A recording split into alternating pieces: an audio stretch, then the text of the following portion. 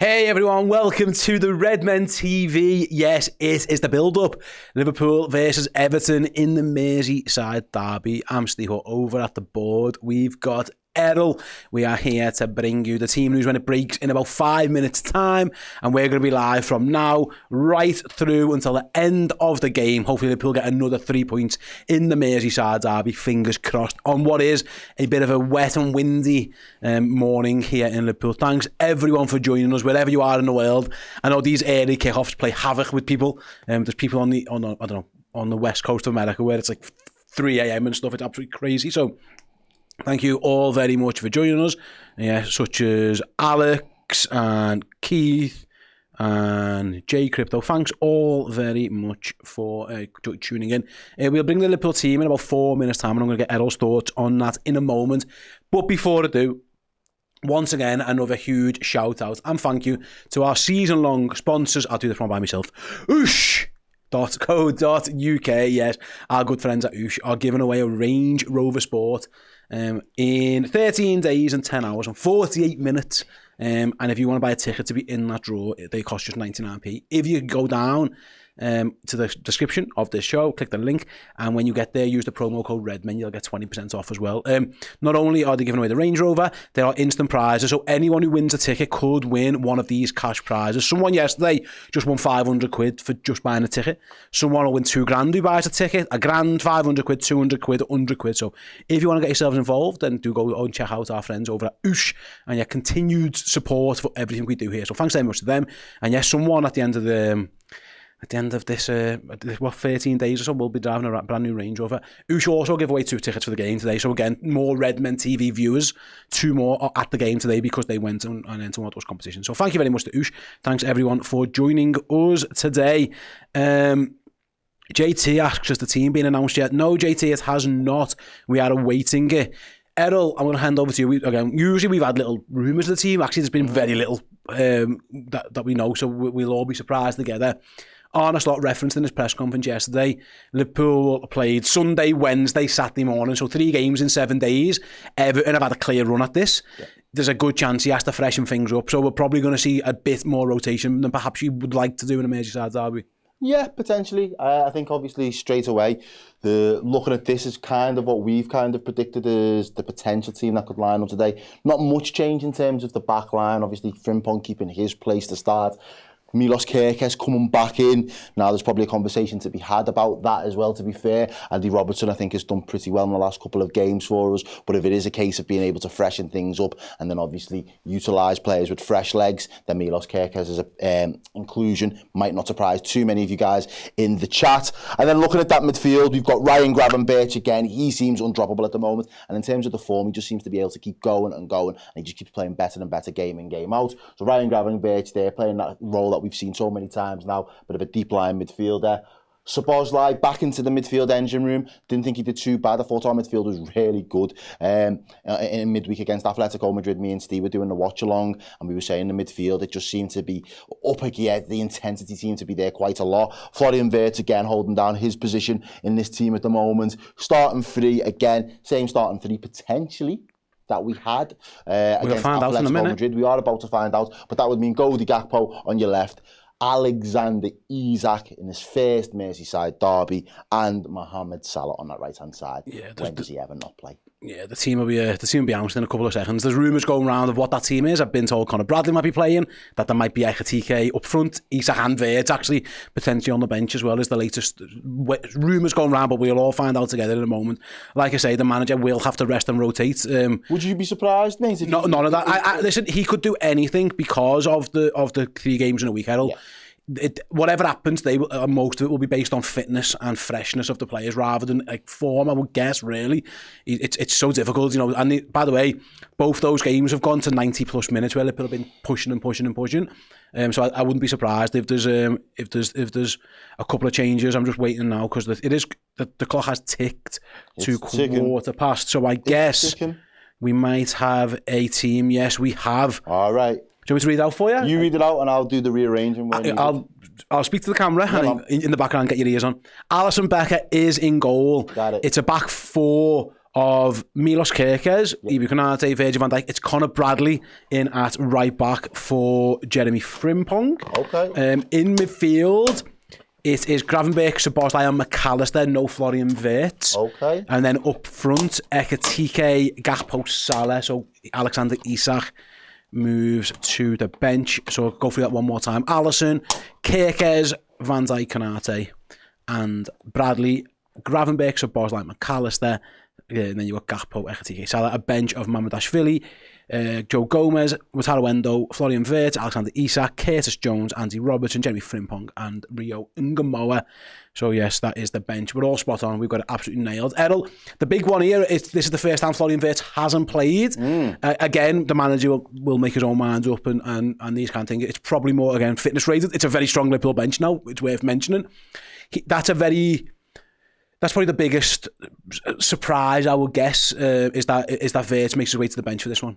Yeah and no for me, because I think he's played every minute, not every minute, but he's played every game so far this season, and he's pretty much started every game so far this season. So the fact that him and Alexander Isak potentially are options that then come off the bench, and I wouldn't be surprised if they made that double substitution. They came on together in and around the 60-65 minute mark, and they get 30 minutes, nearly best part of 35 minutes, where they're both the fittest and freshest players on the pitch. And again, we've already seen glimpses of it earlier in the week of their, not necessarily telepathic connection and link-up play, but they had a good general understanding of where each other wanted to play, the movements that each other wanted to make, the runs, the way that they wanted to play and link up with each other. So from my perspective, I'm not actually that mad. The fact that Isak's on the bench with him kind of just helps to, when they both come on together, they're going on as a little bit of an attacking duo, and we're going to hopefully then start to play towards their strengths. But again, in terms of the fitness, yeah, I think Slot said it in his post-match interview the other day, he's getting better, and you can see he's getting fitter and adapting to the demands of playing in this team more often. So from that perspective, I think it is a good time for him to get his rest. I can imagine it'd probably be something similar again on Tuesday next week, I want to say. We play Southampton. But for now, again, in terms of a Merseyside derby, I think this is the protection that I wanted to probably see him do with a couple of other players so far this season. These are the games where you have to watch as a bit of an observer. You have to understand the tempo. You have to understand what's at stake. You have to understand the intensity that goes into these types of games before you just get flung straight into the deep. So I think this way is a good way for him to kind of assess and just look, and maybe as well from a perspective, when you've been playing all of the games, you've not really had the chance to have that bird's eye view and look at positions on, off, look at certain positions when you're not on the pitch to then be able to refer back to when you get minutes on the pitch to say, actually, I've seen there's a gap there. I've seen that there's a way that I can play up against this player. I can drop a shoulder here. I can do a little shimmy twist, whatever it might need to be. If he's able to watch for a little bit on the sidelines, hopefully he just starts to concentrate and think, where can I really influence the game when I come on? So I'm not too discouraged by the fact that will be making a start from the bench today. But it is an interesting call by Slot nonetheless. Yeah, like I say, I think what I would say is that bench is ridiculous. Liverpool have got a very good squad. That's a very strong, again, no room on it for Federico Chiesa. I know a lot of people in the chat are asking about that one. It was clear that the day when the Champions League squad was announced that Arne Slot thinks Rio Ngamoa was a better option than Federico Chiesa. You might agree, you might disagree. That is what Arne Slot thinks, and he's made it crystal clear once again with his selections today. So that's where it is. The other one, I suppose, and again, I suppose the answers. Do you want to come back over? Come back over. Yeah, let's have a chat over here. Yeah. Say move towards you. And I'll go down the camera for this one. Connor Bradley and for Jeremy Frimpong was one that is interesting. I would have played again Frimpong, but he'd only just come back from injury as well, Errol. Like, you don't really understand. Again, it's hard. Like, you're playing, by the way, against a very fresh Everton. The more fresher, the better. Arne Slot's probably thinking. And also, you mentioned before, actually, there's a lot of lads in this game who've played in derbies before for Liverpool. You know what I mean? Like, there's not much messing around there. These lads, Milos Kerkez is the only, and obviously Hugo Ekitike are the only ones, rather than move over a bit, are the only ones who haven't been in and around this environment before. So maybe that's what Arne Slot's thinking about as well. Like, the more experience of these, because they are one-off unique games, the better. Yeah, no, the derbies are a leveler, aren't they? They really do. Just form goes out the window, and again, it's probably the the thing Everton probably wanted the least at the moment in a game where they can't really rely on the form that they've been able to produce so far this season, because by all accounts Everton have had a strong start to the season. They've played a little bit more free-flowing football. Obviously the likes of Jack Grealish being in the squad has really given them a big boost and a lot of confidence, but we know it is a little bit of a nullifier in terms of we can be the best team in the world, best team in the league, Everton can rock up, we can go to their place, they can rock up to our place, and all of a sudden the game just seems very, very tense, and in terms of making loads and loads of chances, it can be few and far between.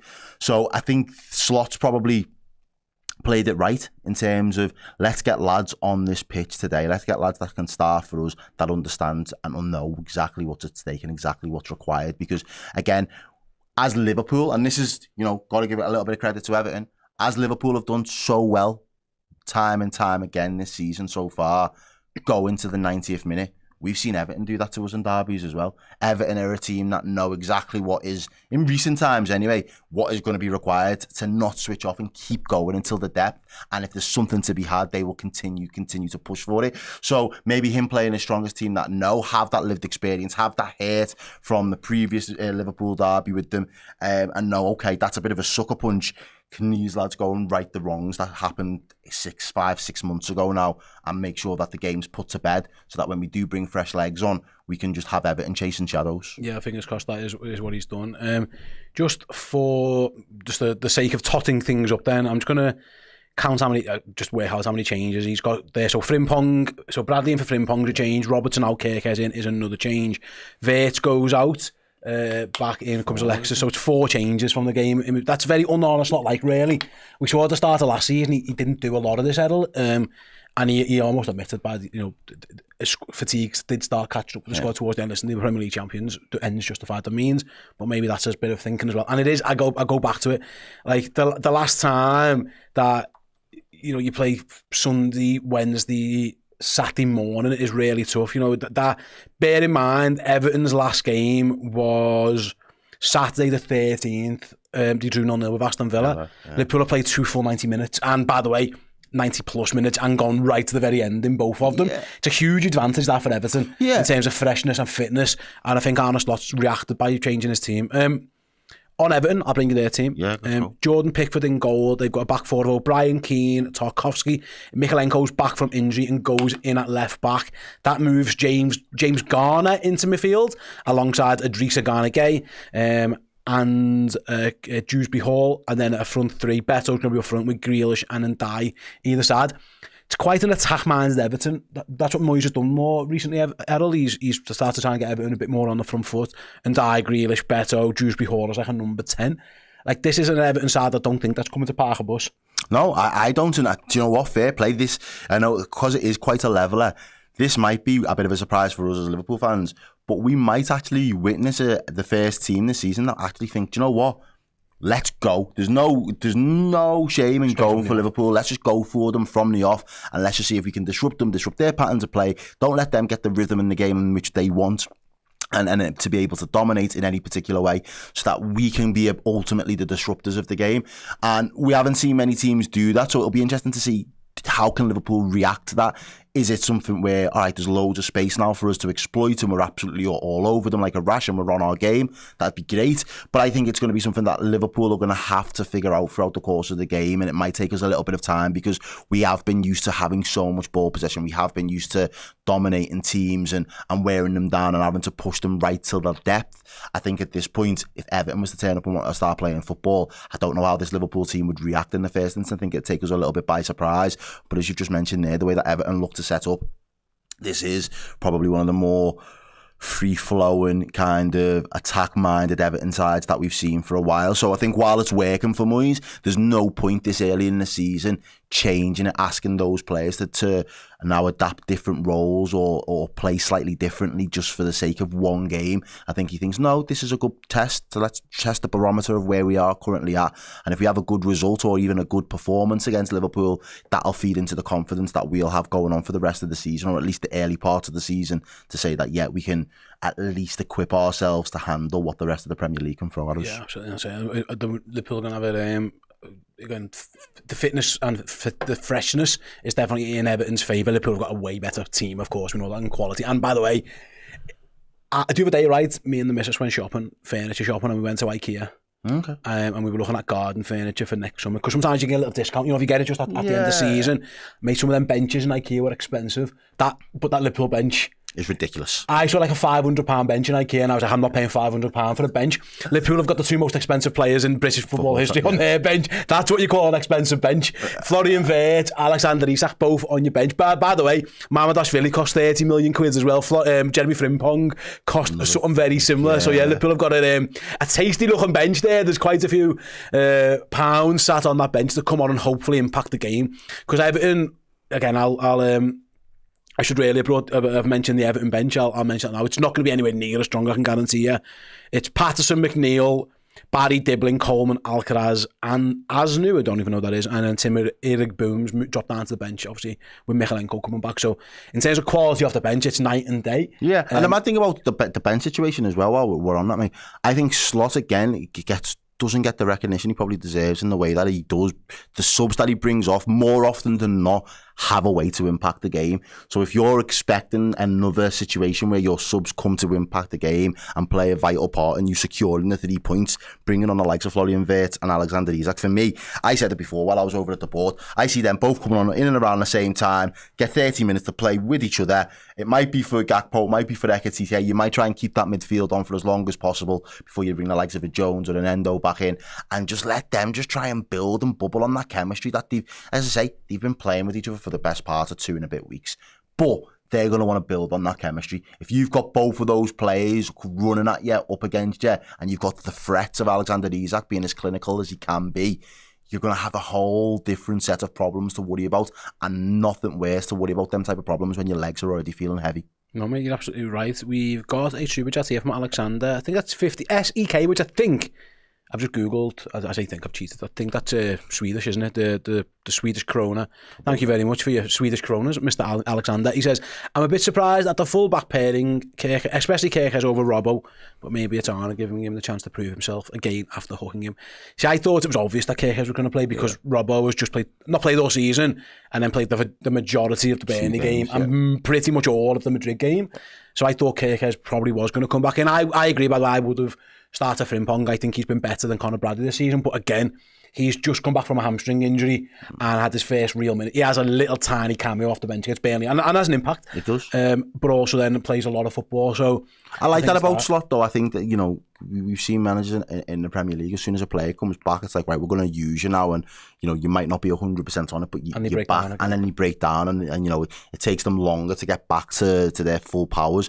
And he's done it already in the likes of Alexis McAllister. He's not had anywhere near the amount of minutes I would have wanted him to have so far this season for us, but it's because there's a bigger picture at play, and there's a whole season riding on the fact that he's one of our better midfielders, and we need to have him available more than is unavailable for us. So if it means we have to manage a few games where he's not playing and he's not included, or he comes in off the bench, then so be it, because we're in it for the long run. And again, in terms of the Kerkez thing, I made the point the other day, and I kind of said, look, I would have probably left him out for the last 2 games, Atletico and Everton, just because of the types of games I feel like they're going to be.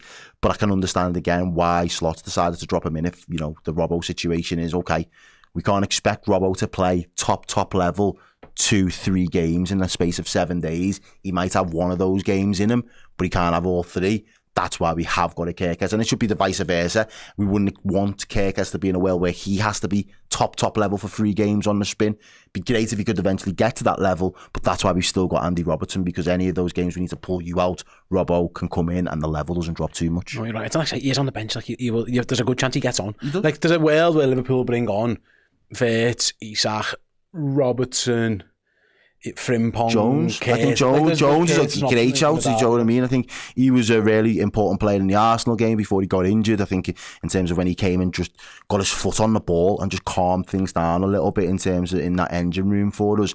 I think something similar might be needed in this type of game. It might be a little bit scrappy. It could get end to end. It could be just all over the place. They counter attack, we counter attack, and all of a sudden you just need someone to say, actually, we need to manage the game a little bit here. Throw somebody in the ilk of Curtis Jones on, and all of a sudden you've got somebody there that Yeah, he will hold on to the ball, but usually when he holds on to the ball, he's very, very press resistant, and then he can still find the pass, break those lines, and again, hopefully, keep recycling the ball so that Liverpool are able to actually manage the game to their advantage as opposed to being overrun in midfield. Harry says here, I hate this team selection. You spend 250 million on 2 players and then don't play them.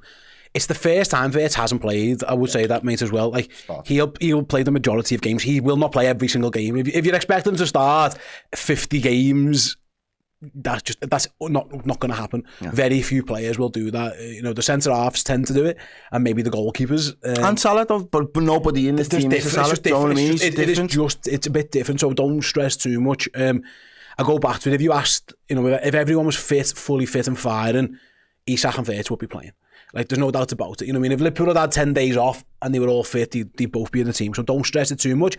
I think it's commendable because I think back to that Forest game. I know it was a little bit earlier in the season than this, Errol, where I think Liverpool come back from the break and then Slot played the same, and they just looked knackered. And it was very early on. And I do think he's learned his lesson. Like, your best players are your best players, but if they're only at 70%, it feels like now he's happy with his bench options. Maybe it goes to show last year, it would have been, Nunes, Elliott. He was clearly not. He got rid of Nunes. He got rid of Elliott straight away. He weren't really getting a sniff either. It shows to me that he's more happy with his rotation options, that he's doing it now. Because this time last year, Elliott wasn't getting a sniff. It was the only Elliott wasn't getting a sniff. Sorry, it was Nunes was in and out. But look at it, mate. All of those there. Isak, viable option. You're going to bring him in off the bench. You're going to want to see what he can do. Florian Wirtz, exact same thing. Curtis Jones for that midfield, freshen things up. You go Jones before you go Endo, based on the type of game that it's going to be. And then Robertson and Frimpong. They're 5 subs there that you look at and you think, I can see a world in which Liverpool end the game with them 5 being on the pitch at some point, and you wouldn't complain if those 5 would have started the game at the same time. So that's what you want. That level of strength and depth means there's an 11 there that is quality that should be able to go out and get the job done, but then there's also 5 strong players that can come in, and there is, you could argue on a good day in terms of form, that the form goes up or the performance levels could go up because you're bringing an Alexander Isak off the bench, you're bringing a Florian Wirtz off the bench. So those things for me, I'm not too bothered about really. I think we're going to have to, and again, look, when we come back from this international break, I think we had 6 games built in 2 weeks because we're going to do the same again next week, aren't we? We're going to do the Tuesday. We're going to do this, is it Saturday? Tuesday. Yeah, Tuesday, Saturday, Tuesday again. So before you know it, we'll have played 6 games in the space of 2 weeks. That is a lot of football. And as you said, there are only a handful of players in this squad that are built robust enough and have done it historically as well. The players that have done it season in, season out and been able to deliver and at the high level. It's a big ask. And I think Slot's got to manage his team. And I think that's one thing that we probably look at now and think, well, I'm glad that he's learning from it because we suffered a little bit even though the league was wrapped up. That fatigue can be really, really derailing in a season. So being able to keep all your best players fresh and as fit as long as possible, it's a massive bonus too, and it'll come good in the long term. Yeah, absolutely. Fingers crossed. That's right. Like I say, there's plenty of questions to be asked. And I reckon if you're picking a Liverpool team on form, it might look a little bit different. There might be 1 or 2 places where you select it. But like I say, I think the manager, and I think this is a lot of conversations with the fitness team and Ruben Peters. Liverpool, I've got 21 fit players. It's the first time Arne Slot's had his whole team to select from. There's no youngsters on the bench for the sake of just filling gaps, with all due respect. There are youngsters on the bench, and by youngsters I mean Rio and Gamola, because the manager had a decision to make and he's chosen Rio over Chiesa. So Liverpool have got 21 fit players now, which is unbelievable. So the fitness team probably have a clue what they're doing and long may that continue. But like I say, ideally, Liverpool's 11 that are on the pitch is still better than Everton's 11, and then you've got those options off the bench. In an ideal world, you can see how it goes. The flip side is Everton could easily be in this game, and you're looking for people to come and change the game. So a lot of it will depend, of course, on the game flow. But I think, Florian Wirtz will get on. I'm pretty certain of that. Alexander Isak will get on. Hugo Ekitike still, Errol, hasn't shown he can do 90 minutes yet. Yeah. He gasses out after 70, 75. There's still work for him to be done as well. So I'm sure we're going to see a lot of these big guns coming off the bench. John Lee, David Blackshaw, thank you very much, John, with the super chat, says, I hope Toffees play football because they think they can. That's the interesting thing. We're used to, like last year's derby was very physical, at Anfield in particular. James Tarkowski does well not to get sent off. It was a disgrace that he didn't. The long ball to Beto, who actually caused us problems. Yeah, he did. He was a handful. He should have scored. He has that 1-on-1. He's close to he's offside on another one. He causes issues. So that Everton was different. That Everton didn't have Undying Grealish with Dewsbury Hall behind Beto. So we're not quite sure what we're going to get from Everton, but I think John's point is if they come and play us, you'd fancy us to be able to out football them. I think there's an element to out football them, but then at the same time I think because not many teams have played that footballing style, will that catch Liverpool a little bit off guard? Will we be a little bit more susceptible because we're not expecting such a free flowing Everton side? But I think the players that you've just mentioned there, I don't think they're tuned to be able to play another way in terms of formation and in terms of instruction wise. Don't make the progressive runs that you usually make. It's get the ball, recycle it, move it, play it backwards instead of trying to play the ball forwards or break the lines. All of those things now it just takes away from their natural instincts, and it then just makes them become a little bit more disjointed. Whereas at the moment, whether they go on to win or not, they found a way to play better football and a way that's going to give them confidence, and you want to grow on that and they want to build on that game by game. So there's no point building it up to this point and then because you're playing in the Merseyside derby, reverting to type and saying, no, we're Everton, it's a Merseyside derby, we're just going to have the backs against the walls. I think David Moyes has got, great experience. He hasn't got the best record at Anfield by any means, but he's got great experience in this Premier League now. And he probably understands, we best play to our strengths. We know what Liverpool are going to do. And if we decide to sit back and just take our lumps, they'll only score a 90th minute winner anyway, because that's what they've been doing all season. So why don't we try and do something a little bit different that other teams haven't done, be a little bit braver, and hopefully, from their perspective, they might be looking at it thinking, hopefully we can get a result in our favour. And if not the results, I want more of those levels in performance that mean that I've got something to work with going for the rest of the season, because I think we could be, disruptors in the top 6, in the race for Europe, places, the Conference League. All of those conversations are what David Moyes has probably been having with some of his key players. So there's no point for them to kind of undersell themselves and do themselves a disservice because they're playing a Merseyside derby. Get up for it, try and play your football and let the best footballing team win. Yeah, that Everton team isn't built to sit back really, it's not. It's Grealish and Ndiaye aren't two lads you want part on the edge of their own box. They're not going to do that. You know what I mean? They're ball carriers. And they haven't got the discipline to do it in my mind. They're ball carriers and they're very good players, and they'll definitely have. This is the most threat Everton have brought to an Anfield derby for a while in terms of attacking threat for sure. For me, that with Grealish and Ndiaye both having very good seasons. Yeah, Beto is a nuisance. His finishing has led him. He was rubbish at that against Aston Villa, but he, again, one of very few players who've caused Liverpool's centre half massive issues. But especially Virgil van Dijk got a little bit of a doing at times by Beto. So they definitely carry a goal threat. It just feels like Arne Slot's decided he put his more experienced lads in as best as he could. Lads who have played derbies before, know what they're going to be doing. They know it's going to be up for it. And McAllister, Szoboszlai, Gravenberch, midfield. There's no surprises. There's no surprises. No. They know they've been here, they've done this. Yeah. And Gravenberch for me, Errol, feels the key to this game because ridiculous. It's going to be, again, Dewsbury Hall, Garner and Garner Gay go back to very workman. Like Dewsbury Hall actually has hit Liverpool for Leicester in the past with those balls in behind. But Gravenberch has been in such good form that you want in these games. What Liverpool want is control of the ball. The more madness, the better for Everton. Liverpool want control of the ball, and Ryan Gravenberch is the player who should, in theory, bring it. Yeah, and I'd even go as far as say McAllister as well in there in terms of being a little bit more of a metronome, and he does the nice, neat, tidy passes that just keep Liverpool on the ball and stay in control. But to Ryan Gravenberch, mate, at the moment he's just one of one. There isn't. I don't see another midfielder doing and playing the role in the way that he plays it to his level, as consistent and as often as he does. There might be some others that have got different attributes and can be equally as effective in their retrospective teams, or but for me, I just think he's just unbelievable. I remember saying it early slot ball, and I looked at him and was like, yo, am I seeing like Yaya Toure-esque type qualities from this player? Because he just seems to have that kind of range, that type of profile, the way he will just run with the ball at his feet, just go past, break those lines.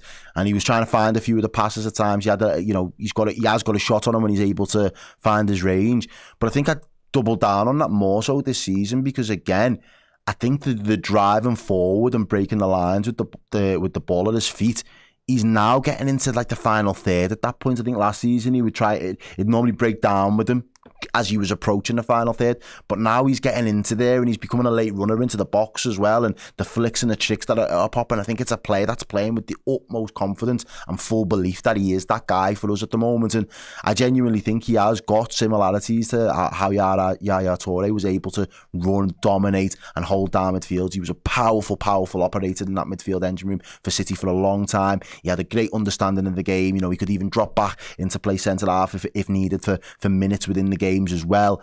And I just see so many similarities to the way that Ryan's doing the same sort of thing for us in midfield. I just think he's exceptional. I think he started the season really well. I think he would have been a little bit disappointed that he wasn't able to start from game day one because of obviously the suspension, but he just doesn't look like he's missed a beat in any way, shape or form. And of course, in terms of the ability to break through the press and those lines that Everton are going to try and hurt us with, I think he's going to be absolutely crucial to being able to get Liverpool on the front foot. And to your point, yeah, help us keep control. The longer we stay in control, the more it means that Everton are going to be chasing shadows and they're going to have the work cut out for them. Madge Apple, nice name, with one of our YouTube members says, I hope Maka doesn't get the shit kicked out. He just does. He just does, yeah. That, you could tell me he's playing any game of football at any point. There will be a point in this game where Alexis McAllister has a bright red face and he's laying on the floor and you're going to think his career's over. Yeah, he's reeling. And then he'll get up. Yeah. But like that, because that's just, that. Yeah, he does. He's just so combative and teams just love volleying him and he's up for the fight as well. I know he's a nice guy, nice chill guy, but once he's on that pitch, he does bring that Argentine ferocity to the game. He's got some fire in his belly, boy. Against Garner and Dewsbury Hall, that isn't actually that type of midfield. Garner Gay maybe is that actually, to be fair. I don't think James Garner and Dewsbury Hall are players who are going to kick lumps out of you. Idrissa Gay probably is. And again, sometimes it's just again, because he's so clever with the ball, his feet and the way that they manipulate the ball and their bodies sometimes, it's just the mistimed tackles. You don't have to be like going into cruncher, but if you mistime the tackle, sometimes that's where you end up doing a little bit of damage. But he's a fantastic player as well, and as you say, he's just someone that's always in the walls, but he doesn't shy away from it. It's like he knows that's part and parcel of his job, and you wouldn't think like he doesn't come across as a destroyer, but it's like his body's just like sound. I'll put my body on the line, lad. That's what you got to do. People, we were going to get booted everywhere. Hugo TK, and he's going to have to go for that. Yeah. I can tell you now, James Tarkowski and Michael Keane and that might be another reason that Isak's starting though. And I know it's like, so you get the other lad to get booted instead, but it's like, well, no, because if you're not fit, you're not as robust. Exactly. And he got a few webs against Madrid. They weren't holding back to it. There will be a welcome to the derby moment for Hugo Ekitike at some point, and I'm sure, like, from what I saw in that Newcastle game, he's fine. If that, he's all right. He laughed it off. He shrugged it off and just laughed. You know what I mean? I think obviously because there was a little bit of needle with Newcastle over the summer and everything else. But as I say, I think there's a case for, if your players aren't absolutely at their fittest, you don't want them to be getting into those physical altercations and getting lumps kicked out of them, especially Alexander Isak. You pay all that kind of money for him. You want to be able to preserve him and make sure that you get the best out of him when he's able to play for you. So Hugo's going to have to be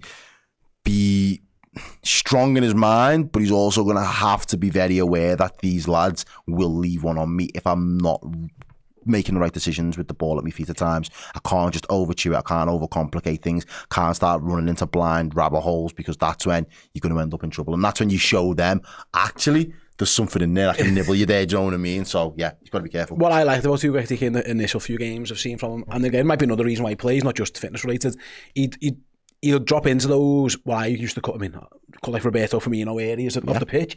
And I used to think about Everton used to hate playing against Bobby Firmino because he just dragged these centre-halves who don't want to be anywhere near it. The last place James Tarkowski wants to be is away from his 18-yard box. He loves being on his line and deeper, and I say the same for Michael Keane.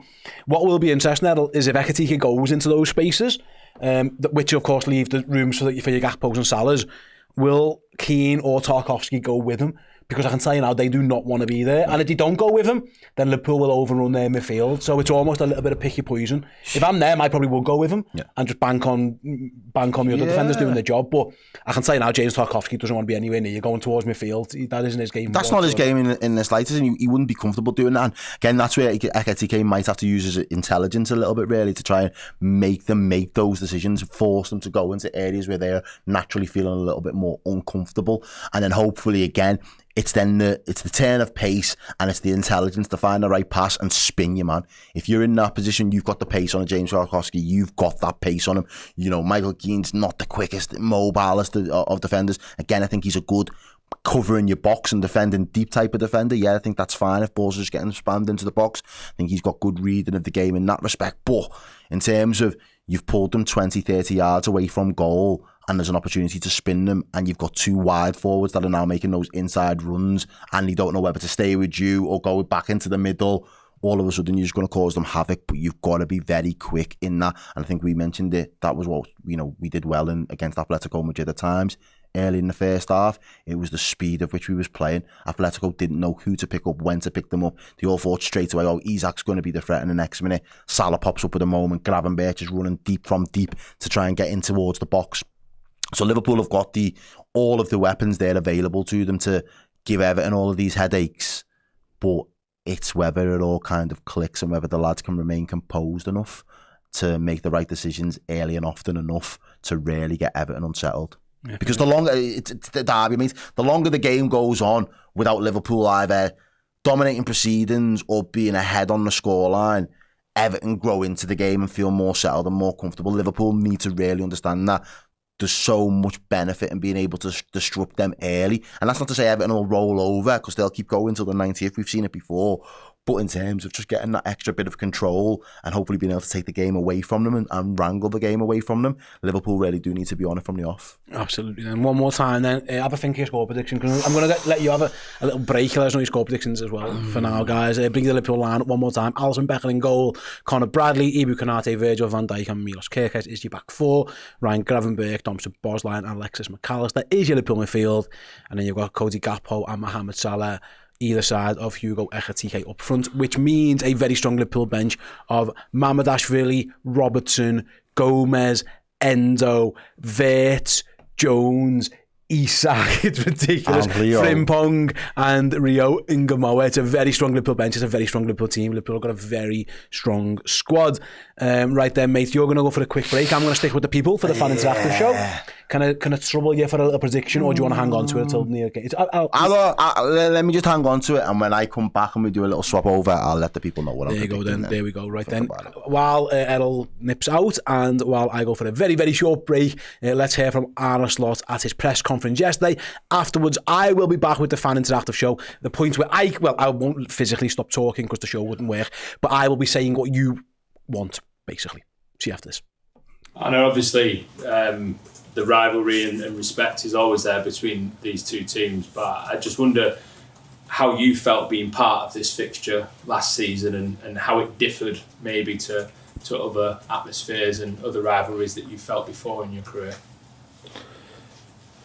No, it differed, if that is the right English words to use. What I like so much here in England is that no matter how much rivalry there is between us and Everton or between us and United, or if we're going to go to Newcastle with the whole Isak story going on, the fans can just be together.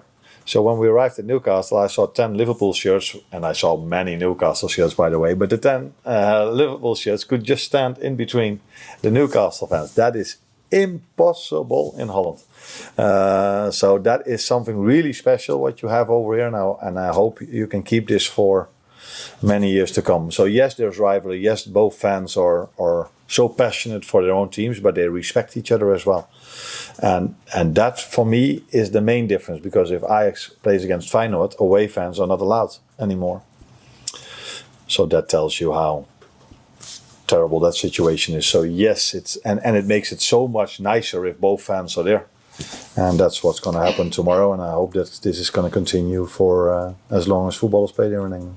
Obviously last season it was all first. It was the first Merseyside derby. It was the first Merseyside derby at Anfield for you. This time around it's slightly different. So have you had a chance to sort of feel the build-up in the city to see how people react to this game? Is it a bit different in that way?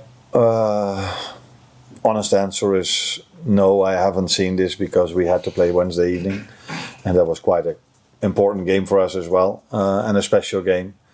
So then yesterday we did some recovery, you go home, watch a few Champions League games, and now I'm sitting here in front of you. So no, you don't feel this because you don't come into the city and feel what is happening, but we all know how special this game is, and the moment we walk into the stadium tomorrow or when we arrive with the bus, those are the moments you truly feel what it means. Hey everyone, welcome back to the studio. Yes, Arne Slot in good form as he always is. Yesterday at his press conference. This is the fan interactive part of the show. Usually on a home game you'd be with Dan Clubb, but Dan, we've been nice and we've let him go to football match. So Dan is at Anfield. So I'm filling it, and it's my pleasure to be with you this morning. So yeah, let me know your thoughts, any questions, comments, topics you want to speak about. We've got 25 minutes, half an hour or so to basically shoot the shit. So anything you want to speak about, then please do feel free. Let me know what you're speaking about. Fingers crossed that we can have a very good time. I'm just looking to see if there's been any interviews from Arne Slot yet in terms of his reasoning behind his team selection. I haven't seen anything just as on that regard yet, but as soon as I do, I'll bring some of those to you as well. Right, let me know who's in the chat. Let me know you're thinking. Jamin says, yeah, how many goals and cards will there be in the game? If it's a derby, mate, there'll probably be plenty of yellows, that is for sure. Yeah, Gord says, yeah, I feel like... Oh, sorry, no, I brought it on comments, but I didn't know yet. Anyway, it's absolutely fine. Yeah, Windlord's got it right, though. The dream team are going to be on the Watchalong, Ste Errol. Yes, we will be. That is absolutely true. Oh, sorry, water. I was that was Walter or water. It's early, I'm very tired. Says Steve, this lineup is absolutely mental compared to what Everton has. Yeah, listen, it's night and day in terms of the quality of squad. The pool of David Moyes has been quick to mention this, hasn't he, in terms of what's been spent on each squad. It's worth mentioning. Only one of these teams has been docked points for PSR/issues by spending more than they earn, and one hasn't, so it is worth mentioning that as well. Van Beest Gaming says, Steve, do you think Everton will park the bus or have a dig at us? I think it'll be a combination, mate, but I don't think they are going to be like Burnley. Burnley defended and didn't offer any attacking threat. I think Everton will be trying to be compact without the ball, but then I think when they get it, they will look to attack. You don't pick Grealish and Beto and Dewsbury Hall to just sit and just defend your box. You might as well not play those players. So I do think Everton are going to come and have more of a go than perhaps Burnley did. But I do think at times, of course, they will be trying to be defensively solid and compact and then look to break. Grealish and Ndiaye in particular are very good players in wide areas, so probably a bit of that. They might go long to Beto a couple of times. They did have success in that in previous Merseyside derbies doing that. So yeah, I don't think it's going to be like Burnley where there was no intention to try and score a goal. I think Everton are coming to try and do that, but I think they'll know they're not going to be able to. Listen, they're not going to come and hold 50-50 possession and just try and pop it round us, because that doesn't happen to us really. Sabuzio Stetto, apologies, I got your name wrong there, mate. Says, Steve, how many minutes for Vert and Isak both today, do you reckon? Yeah, it'll depend on the game state. I think both will get on. Obviously, Isak will replace Ekatike at some point, I'm sure. Vert is interesting. He could go on to the left, because I thought Cody Gakpo was good against Burnley, but I thought he was poor against Madrid. So there's an option of doing that. There's an option of course, bringing him into midfield. So yeah, they'll both definitely get on. The game state will depend how and when that is. But probably at least 20 minutes, 15-20 minutes for both, and probably more towards half an hour, I would guess. Arne Slot doesn't mind a little 60-minute substitution. Let's see. We're talking about I think there's a conversation happening in the chat about the Frimpong-Bradley debate. Cara says Bradley is a better defender. I'll be honest, Cara, I'm not sure I agree. I think if you ask me what I've been most surprised about by the new signings, there's been two things. I think it's been how composed Ekatike has been in front of goal for the most part. I don't think he showed all of that, by the way, against Atletico. There was one right at the end where he really should have showed a bit more composure. And I've been really impressed with how good of a defender Jeremy Frimpong's been. I think teams have had more success against Connor Bradley, actually, than they've had against Jeremy Frimpong. I think it's purely, again, fitness related. Frimpong was out for a while with this hamstring injury, and then plays a fair chunk of the game in midweek. So I think it's probably more to do with that. But yeah, we'll see. I think they're both really good players. Joe Gomez is an option. If you were picking your best defensive right back, you'd just play Joe Gomez. So that's me. I think they're both good players. I think Liverpool have got a very good squad. I mean, that goes without saying. There's no one who's rubbish for playing for Liverpool. All on the bench. It's. Let me know your thoughts, guys. Is this the strongest bench you've seen for Liverpool in a Premier League game for a long time? That's a really strong bench. I'd love to know your thoughts on that one as well. Let's see. John says, how long do you think it'll take Wirtz to click, and when does it get worrying should it get to that point? I don't think he hasn't clicked, to be honest with you. I think he's been okay. I think he was decent against Arsenal. I thought he was very good in the second half against Burnley, and I thought he was at his best game against Atletico Madrid. I thought the Newcastle game completely bypassed him, and that was a tough one, no doubt about it. That was a mad game, and I think that definitely didn't go in his favour. So I don't think he hasn't clicked per se, but I do think there's more to come. We know he can add the goals and the assists and stuff. So I don't think we're just there yet.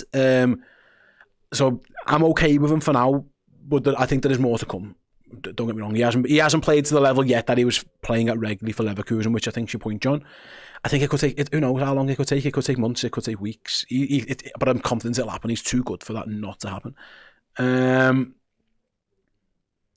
Yeah, Steve, how much do you think the physios had a part in the team selection today? I think, the fact is Liverpool have got every single player fit and available. No one's injured for Liverpool, which goes to show these, Ruben Peters and his fitness team and medical team, which Arne Slot has great faith in, and rightly so, know what they're doing. I definitely think it's part of it, Steve. If Arne Slot had his best 11, if he just said who are my best 11 players, it wouldn't be this team. Alexander Isak and Florian Wirtz would be in the team. So I go back to it. 2:00 Sunday, 8:00 Wednesday, 12:30 Saturday. It would be impossible to play the same team in all three of those games, and it'd be stupid to do so. You'd end up with the performance that Liverpool had against Nottingham Forest last year, where they just weren't fit enough and fresh enough. And it doesn't mean that you look knackered and you can't run. It's just those little tiny 1%ers against the Everton team. Since Everton last kicked the ball, Liverpool have gone 95 odd minutes against Burnley, scoring in the last of those, and 95 minutes against Atletico Madrid, scoring very late on in that game as well. Two very intense games. I think it would be nonsense to expect them to go, right, do same again. Everton would be much fitter and fresher. So I think it's played a massive part. I think the rotation, 4 changes from the start. Some of those lads who have maybe been in and around, they haven't played too many minutes as well. So I think it plays a big part, to answer your question, mate. Let's see. Carter says Kirkes might be too much of a hothead for this game.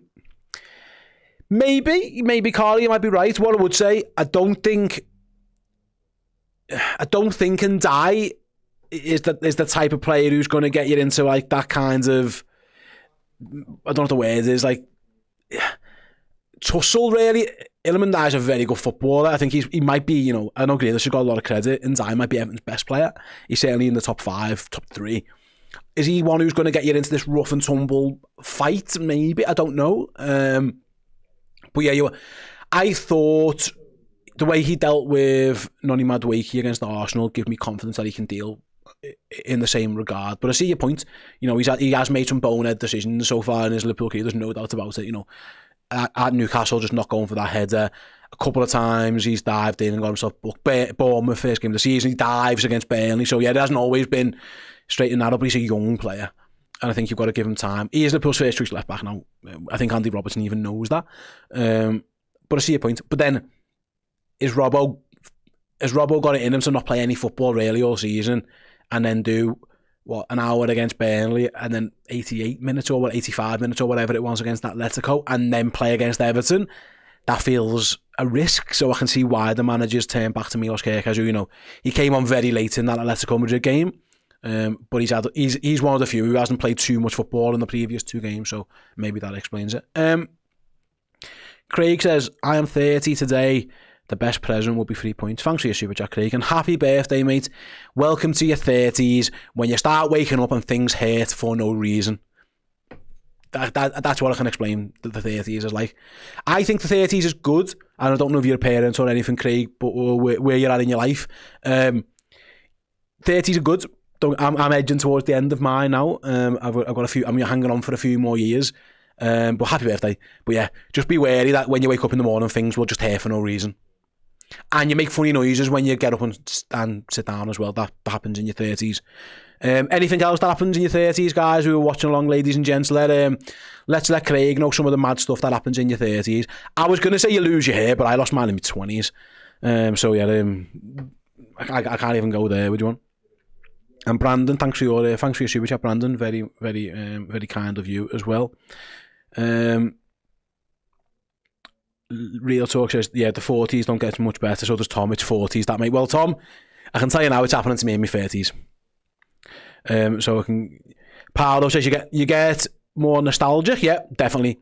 You start hankering for things that happened in the past. 100%. Flatulence, says Tankleberry. Excessive. That's just a fella's thing. I think that happens for every fella, to be honest with you. Gordon says the 30s have been my best years, but yes, things hurt. Yes, they do. Yeah, Asa Bronson's got it absolutely spot on. The other day, I just lifted my arm up over my head and I hit my shoulder. Exactly that. You just do things that you can just do and then it hurts for no reason. Just things happen. I can agree with this one from Brendan. You get tired much earlier in the day. That is true. I can tell you now, I was working till 11:30ish on Wednesday for the Atletico Madrid game. I have not recovered yet. I am still tired now from Wednesday night. So I completely agree with that one. Ganto says, Steve, how long of a walk would it be from the Redmen studio to Anfield? Well, let me use Google Maps. I can tell you now, very, very far, like hours. But in terms of actual time, according to Google Maps, if I wanted to walk to Anfield now, it would take me 3 hours and 14 minutes. It's a 35 minute drive. It was 3 hours walk. It's miles away. It's the complete other end of the city. We're more towards the south end of the city here in the Redmen Studios, where Anfield's very much towards the north end of the city. So yeah, miles. I can't control my burps in my 30s, says Jamie. Okay, fair enough. Henry says, I'm 31. I go to sleep earlier. I bird watch, and I can't tell you who's singing on the radio right now. Yeah, you do that as well. Pop culture starts to pass you by. Yeah, my kids are into K-pop at the moment. No idea. This Netflix Dragon Hunters thing is consuming their lives, and they're obsessed with it. And it makes me want to punch myself in the face when I have to watch and listen to it. So I completely agree with that one. Yeah, absolutely there. So yeah, being in your 30s, mate. Welcome to your 30s. I mean, we're putting poor Craig off, aren't we? So there's some good as well. I think usually in your 30s, you tend to be a bit better financially. Not always, but you tend to be, you start working your way up certain career ladders and stuff. You're probably ambitious as well, where you want to carry on doing these things. That definitely happens in your 30s, I think, as well. But it's not all bad. I've had a good 30. I don't even know how old I am now. I turn 38 in a few months. So yeah, 37. So I've had a good 7 years in my 30s. It's been all right. But yeah, things hurt. Just get used to that. I'm edging towards 40s as well, so maybe that's some of these things as well. LFC Mav, thank you very much, Mav. Hope you're doing well. Says, afternoon, Steve, and I hope the Redmen gang are all good. I think we are, Mav. I think we're all good. I've just got home for my first win of the weekend. Jamie bagged himself 5 this morning in a rout. I'm hoping Salah follows suit. Come on, you Reds. Congratulations, Jamie, and well done to the team on getting your win. Your first win of the season, young lad. Yeah, maybe if Mo Salah follows in your footsteps, pal, that'll be a good, wouldn't it? If Liverpool can hammer the Blues today. What is this mad thing what is this K-pop thing that I'm on about? Yeah, you guys are chatting about it and I've lost my head with it. I can't get it. Harry says, where's Dan? Steve? Dan is at the stadium. Harry, that's a lot of names. Where's Dan Steve from? Harry, well, Harry, I can tell you, Harry, that Dan is at the stadium. Harry, there you go. Yeah, we let him out of the studio for once. Been nice to him. Let's see who else we've got. Daniel said, it was my 39th birthday when we played Atletico. I was on the carpet game. Verge gave me a great present. Happy birthday, belatedly, Dan. You're a year ahead of me. Yeah, we're heading towards the big 4-0 together, my friend. Yeah, We're getting there, pal. We're getting there. Brandon says, will the Red Men ever come to South Africa? I would love to go to South Africa. If anyone in South Africa is watching with a venue and wants to book us and wants to bring us to South Africa to do an event and whatever we want to do, please feel free to get in touch. We're on every single social media. DM us. We'll gladly come there. We'll go in fact, we'll go anywhere. If you or someone you know is an owner of an arena or a venue that can hold anywhere from 200 to 500 people and you want us to come and perform at your venue, just get in touch. We'll be there. Don't matter where in the world you're from. We'll try and make our way there. We've done things. We've been into America, Ireland, Scotland recently. We've done a little bit everywhere. So yeah, I did some stuff, Germany as well. So yeah, we're available. We're available for bookings. Henry says we're going to do something in London sometime.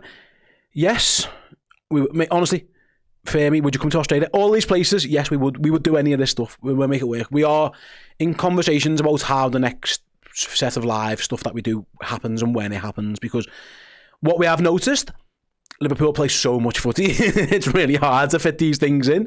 But yes, absolutely, there are more live events in conversations happening, that kind of stuff behind the scenes. There's a lot going on at this moment, so bear with us.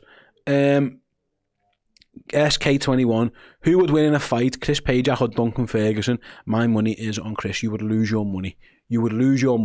Duncan Ferguson would batter Chris Pajak. And Chris isn't a weak man, and Chris is a very competitive man. That just goes to show what I think of Duncan Ferguson. You know, ask those guys who tried to rob his house what it would be like to fight Duncan Ferguson. I don't think it would go quite well for Chris, that one. So I think you'd lose your money on that one. Well, yeah. Jari says, I'm not sure you mean anywhere, Steve. Well, listen, I'd at least listen to the offers, and then I would make the decision on that one. So yeah, but bear in mind, yeah, I see your point though. There might be certain places we're not allowed to go, for example. Like Manchester might not be the best idea, for example. Fingers crossed we can get to some of these good places though. Yeah. Nice top, Steve. How much was it and where was it from? Says, I've clicked our things there. Says that it is from the official Liverpool website. I have no idea how much it costs. I can only apologise. It arrived in a box and Paul gave it to me. So yeah, but it's from the Liverpool website. Let's go back to some footy chat then. Okay. Because I've seen someone moaning about it. Sorry, Tevez, Kells. Is this about football or an age live video? Can we just focus on the football? Fine. What do you want to talk about? Yeah, if you want to ask me some football questions, feel free. I mean, the next 6 hours of content is going to be about football. But if you're that desperate for it, Mr. Tevez, then fill your boots. Ask me some questions, and I will bring my opinions on those too as well. Let's see who we've got. Steve says, Henry, do you see any more youngsters coming through this season beyond those in the first team squad now? Honestly, Henry, it's going to be very tough because of how good Liverpool's squad is. That's tough. You know, Federico Chiesa isn't on the bench like I know people have been talking about, discussing before. So for someone to break into this, it's going to be really tough. I'm not the biggest expert on the academy as well, if I'm honest with you. That very much is that's Dan's domain, really. I think, I'm going to try and bring up some of the things. Is it Pennington or Pinnington, the centre half? Apologies, I've got his name wrong. Dan is a big fan of him. He might be one who's down further down the line and others. But again, it's going to be so difficult. You know, Leone got signed for £26 million. He isn't even playing or on the bench yet. So it will be tough. It goes to show how good Liverpool think Rio and Gamora is, that he's even on the bench. You know, Liverpool love Trey and Yoni. He can't get on the bench yet. Jaden Dan's another one, can't even get on the bench. Like, so they're next in line. So for someone to come from behind them and get up there, that's going to be so difficult. MK says, how bad's the weather? What's the weather like out there, boys? Raining. There you go. Grey and raining is what it's like in Liverpool so far. It was certainly on my lead up to the show here. It was definitely like that. Right. The Gerbil Seesaw, nice name, says, how do you feel about our relative lack of wingers this season? Have we got what do you mean? Gakpo, Ngamoa, Chiesa, Salah, Wirtz. I can live with that. I think I'm fine with that, to be honest. I'm all right. It isn't Diaz, of course, and maybe that's different from last year. It's not that much different from last year, really. And we've got a better centre forwards, really, haven't we? Isak in particular. So I think I'm fine with it. Right. Let me see. Ham says 1 to 11 kit number in the Premier League era. Name it and who comes first. What do you mean? So, right. So, are you talking Liverpool players very, very quickly? So, when the number 1 comes to my mind, Alisson Becker.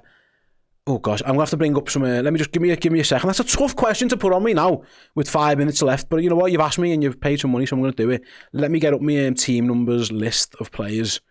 Because I'm rubbish at that kind of stuff, by the way. I couldn't tell you the shirt numbers now. 1, Alisson comes to mind straight away. When I think of Liverpool number 2 players, Stefan Honchop comes to mind. When I think of someone wearing number 3, Fabinho.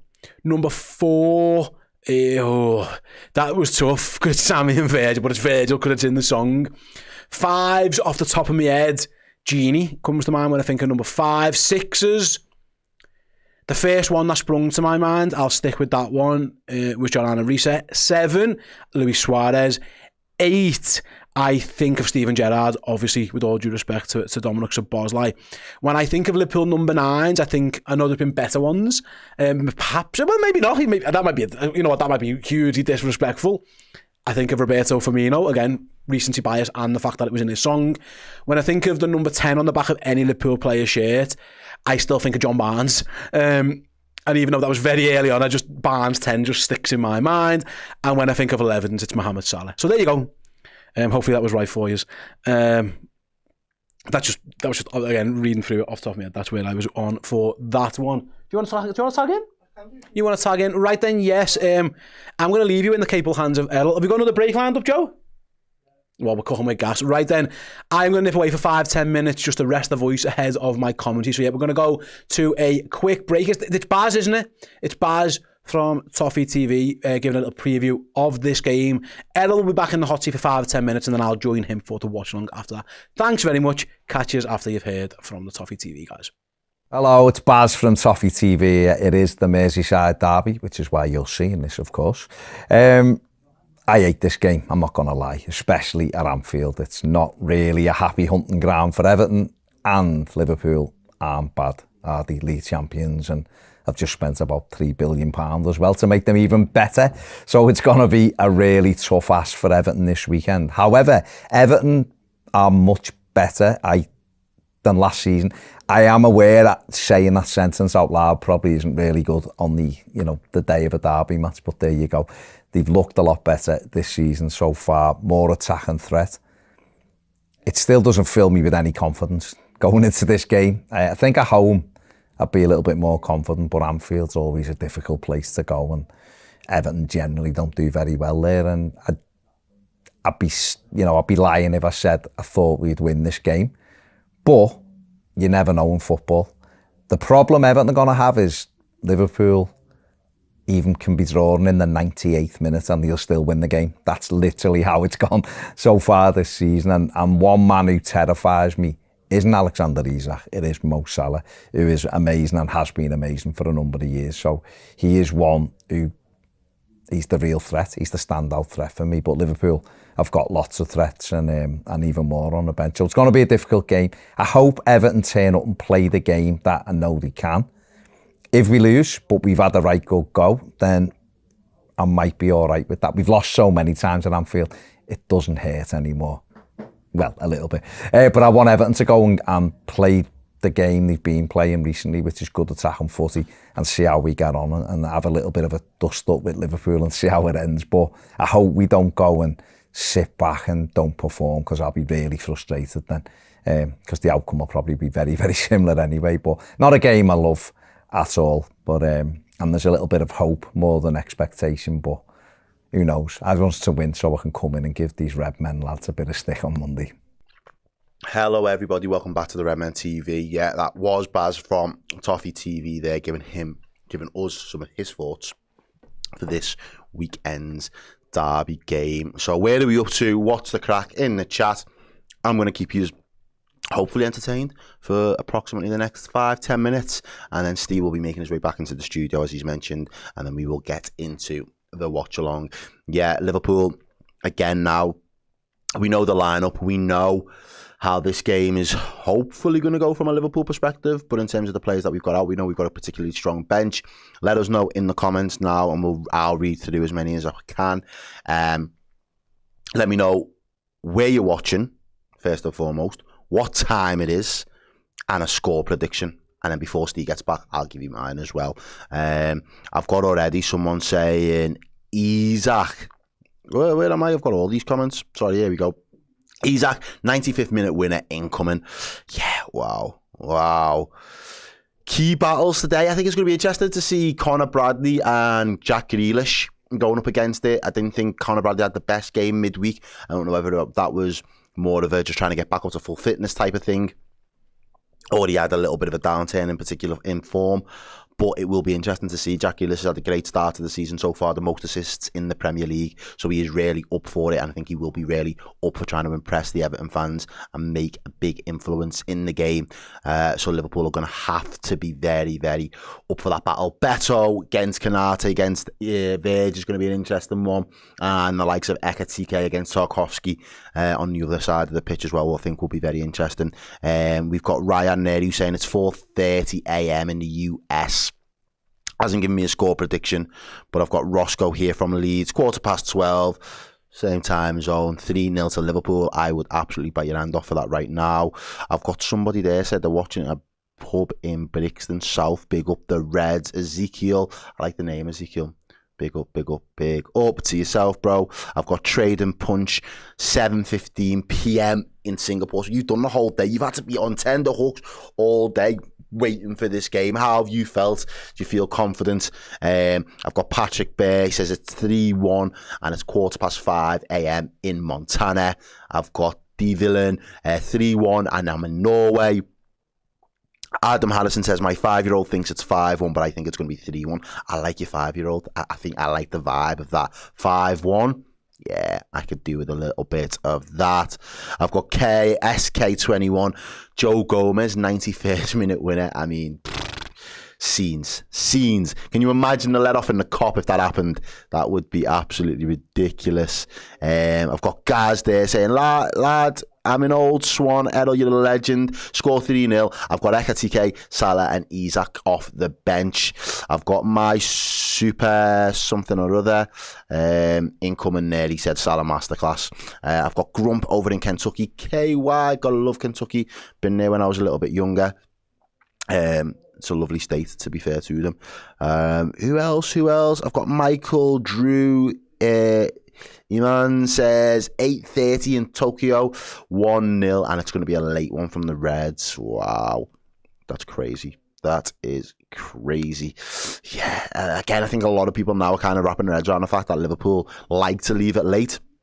And in these games, we've seen plenty of late goals and drama. I'm hoping that the lateness is greatness is in Liverpool's favour today. I've got Alex who's signing in 7:15 in New York City. I've got 4:30. Jake saying, Errol, lad, if it's the Jake that I think it is, big up, bro. It's been a minute, man. It's been a minute, my brother, but I hope you're doing good. I've got, Steve Wilton saying, do you know what? It's 4:30 here in California. Early start, but you know what, there is no better way to start your day than watching the Reds play football, so I hope it's a good one for you as well. James Stonley says it is New Zealand settings he's watching, and we love the 12:30 kickoffs. Yeah, I wonder what time it is then in New Zealand. It's got to be like early hours or very, very late hours. Adam Harrison surrounded by toffees. He says it's 12:15 in Highton and watching with the Fambo, and they're all blue noses. Yo, that is absolutely crazy. Crazy. yeah, it actually is a little bit crazy at this moment in time. Let me just check something on my side real quick for everybody. I want to know how many people we've got currently watching in the chat with us right now. Nearly 3,000 of you watching. Love to see it. Thank you very much for tuning in. Make sure you do stream this. Share the stream. That makes more sense. Share the stream with your people, with your fans, with your friends. Let them know who you're watching it with, where you're watching this derby watch along, and also do us a favour, go over to our Twitter as well, go over to my Twitter, go follow me on Twitter, let me know your score predictions over there as well, and I'll try and get round to replying to as many of those. It's just Errol 0151, and if everyone's like, why 0151? Because I'm from Liverpool. That is the Liverpool area code for phones, so it's just Errol 0151. Go and follow me on Twitter as well, people. That's where you'll see me posting some of my football content and basically my football thoughts on and off. South of the North, that's a crazy shout out. Where is it? It's gone. Someone basically just said, I'm south of the north of Germany. That's crazy. Bruce says, no, that's Isaac saying South Korea. It's 8:15 and it's going 3-2 Liverpool. I've got Bruce 7:20 in Manila, 4-0 Liverpool. Yeah, it's crazy. Yeah. To look at that bench feels surreal. Yeah, let's briefly talk about the bench then, and guys, because I know there was a lot of people having those kind of comments in the chat earlier on, and it does look like Liverpool have got absolute firepower to be able to bring in off that bench. And what I'm thinking is Slot so far this season has been really clutch in being able to turn to the bench when Liverpool need to inject a little bit of intensity into a game, inject a little bit of quality off the bench. He's been able to do that in the likes of Chiesa. He's done it with Frimpong and Ryoga Moura a couple of times so far this season. But today he has gone, and people say as he dropped Florian Wirtz, I think it was a good game now for him to be able to get a rest. And I think as well, having that perspective of being able to see a game unfold in front of your eyes and see exactly where other people are picking up positions, the little pockets of space that can be there to be exploited, it might not do him any harm really, because then hopefully when he does get introduced into the game, he feels as though he knows exactly where he can exploit Everton's weaknesses. Hopefully, again, if he is the intelligent football player that we've all been led to believe, and we've seen glimpses of it so far, I think he will relish that, being able to wear those heavy legs down, make some vital runs, play some intricate passes, and hopefully free his attacking partner there in Alexander Isak if he comes in off the bench as well. You never walk alone. 89. He's asking, go on then, lad, tell us who is on the bench for us. We've got Mohamedashvili in goal. We've got Frimpong, Robertson. We've got Gomez, Endo, Jones, Florian Wirtz, Rio Moura, and Alexander Isak. All on the bench there for us today. So Liverpool has got a bench of pure firepower. Neil Ryan says, up the Errol. Is right, up yourself, like, go on, our kid. So yeah, definitely feel confident. But this is an alarming one. Look, right, before Stephen gets back into the studio, he's probably got to be in the next 2 minutes. Nearly 3,000 of you watching, only 600 likes. I want 1,000 likes before he even comes back. 1,000 likes, because then he'll ask you for the 1,000 likes and we can all tell him we've done it. Errol's had us on job and we stand on business, and that's what we do here as a community. We're all on the same team. We all have the same ambitions and same hopes. So yeah. Oh, let's see now. Bum, bum, bum. Yeah, even Rob saying it. Smash the likes, people. Get the likes in there. Smash those likes nice and early. And we will see how we get on before the game starts. We've got Matthew Simmons saying Adelaide, South Australia, Liverpool win 3-0. We'll take it. No Chiesa today, man. Said there's no Chiesa on the bench. He doesn't make the match day squad, unfortunately. Oh yeah, Tony Saville says I'm watching from Thailand and I'm 6 hours ahead of you guys. Oof. Yeah, Jake says, I hope that Chiesa gets the full 90 then against Southampton. It seems harsh to not be starting him today. Yeah, well, you know, Arne Slot had to make a tough call there, and he feels that Ryoga Moura offers Liverpool, or is a much more viable option off the bench for Liverpool at this particular moment in time. And again, we have got the Carabao Cup game coming Tuesday next week, so I can imagine there will be another much changed side that gets fielded. We might see, you know, there's not even an inclusion of Leone on that bench today. Nobody's mentioned that so far. So yeah, I can imagine that he will then feature midweek. The likes of Jones might get more minutes. Endo might get a bit of an appearance and a run out. But yeah, I do take the point. It would be good to see Chiesa getting that run out on Tuesday as well. Because I think from a Liverpool's perspective, having as many fit and available players that can chop, change, rotate in is going to be absolutely crucial for us. Blessings, I think I've just touched on it. Maybe it is just keeping one eye on Tuesday's game and having him as a complete starter for that. It might be a game that Salah isn't needed. I wouldn't likely see Salah in that type of game. Mamardashvili might come in.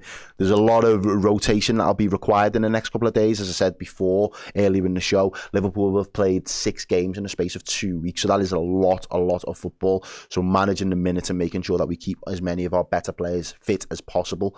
And then again, I do think there is something in the sense that when you do go into these derby games, you do want your players that have been there, done that, got the t-shirt, have that lived experience. Sometimes not always good experiences, but they've got that lived experience of what it is to play in a derby and how much these games mean to the fans. So I think he has gone strong with a side of players that are really used to it. But let's just see how we did on we've got 3,000 of you watching now. I'm just about to refresh the stream on my end. Did we get, because he's about to come back in the studio, and if he bounces back into the studio and we haven't got the 1,000 likes, boy, it's looking long. Our 986, come on, because he's about to come back. Are you ready to come back into the studio? Yeah, go on. See? Right. You just like the thing. Stay. Get yourself back in. What are we talking about? We're just talking about, obviously, people in the chat were saying Chiesa obviously not getting an opportunity to be part of the match day squad. Thinking of reasons as to why that might be. Stop thinking going, well, I was better than him. There's your answer. There we go. There's the answer. There's the answer you made it here from a good source. 1,000 likes. Well done, bro. Yes. Oh no, that was bad. That was because I was getting. Let's do it again. What are we doing? That one. That one. Yeah. Sound. That was it. That was rubbish. That was because I was a little bit excited at the fact that the chat backed it. That was white guy and black guy. Just yeah. Yeah, that was awkward. We're better than that. We are.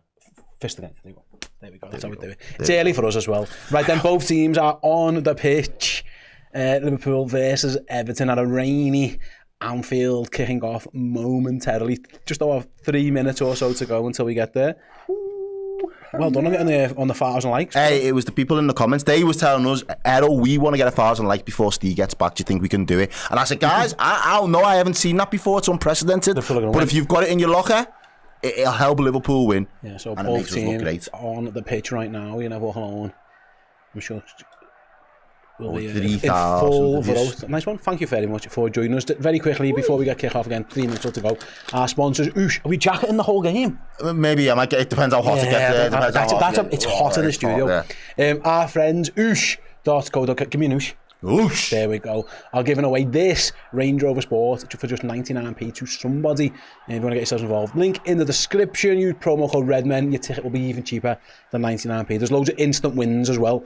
They're giving away cash prizes for people who just buy a ticket. I know yesterday, we check out their social, someone just got 500 quid just for buying a ticket. So you want to get yourselves involved if that kind of thing interests you. I love that there as well. Haribo TV beats Toffee TV. I'll have that. We will have that today. Yeah. Absolutely. And finally, a little bit of a score prediction as well, because the people in the chat were giving me their score predictions. Oh, yeah, we need to give ours. I am back with my score prediction now, right before kickoff. I am going for a 3-1 win Liverpool. Yeah. That's what I'm going for. That's what I'm going for. Yeah, I like it. And I think Isaac gets a derby goal as well for his troubles off the bench. I did mine on my show yesterday and I can't remember what I said. That's how tired I am.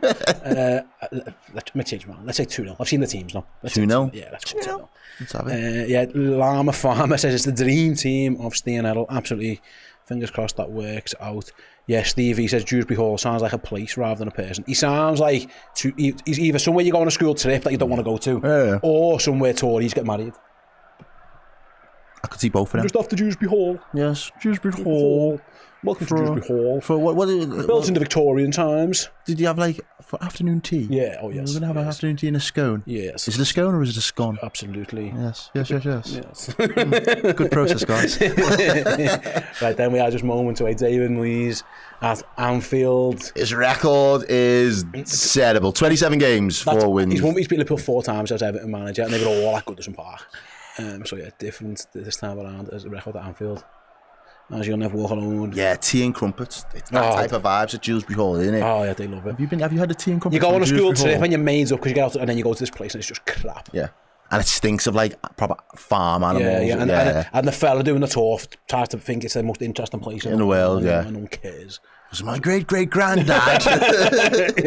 He used to be the caretaker. And all you want to do is just leg it away. Yeah, Keegan said he got married at Dewsbury Hall. Yeah, congratulations. Look at it. Love that super nan there in the crowd. What's the gathering for? Apologies if I've missed what we're gathering in the middle. Let me know in the chat, guys. You might have to comment every time. Figure that out.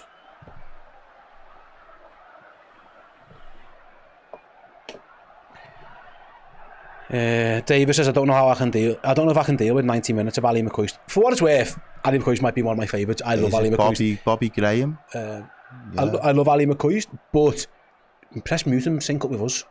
You don't have to listen to any commentators whatsoever. And Joey Jones, Bobby Graham and Joey Jones may have both passed away this year. Yeah, Joey Jones recently, didn't he? Bless him.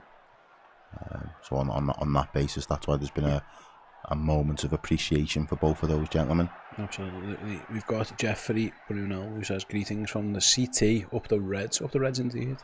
My friend Jeffrey. Yeah, a nice moment of applause. Are you still in your last man standing? Yes. Oh mate, it was tough today. It was tough today. Go on.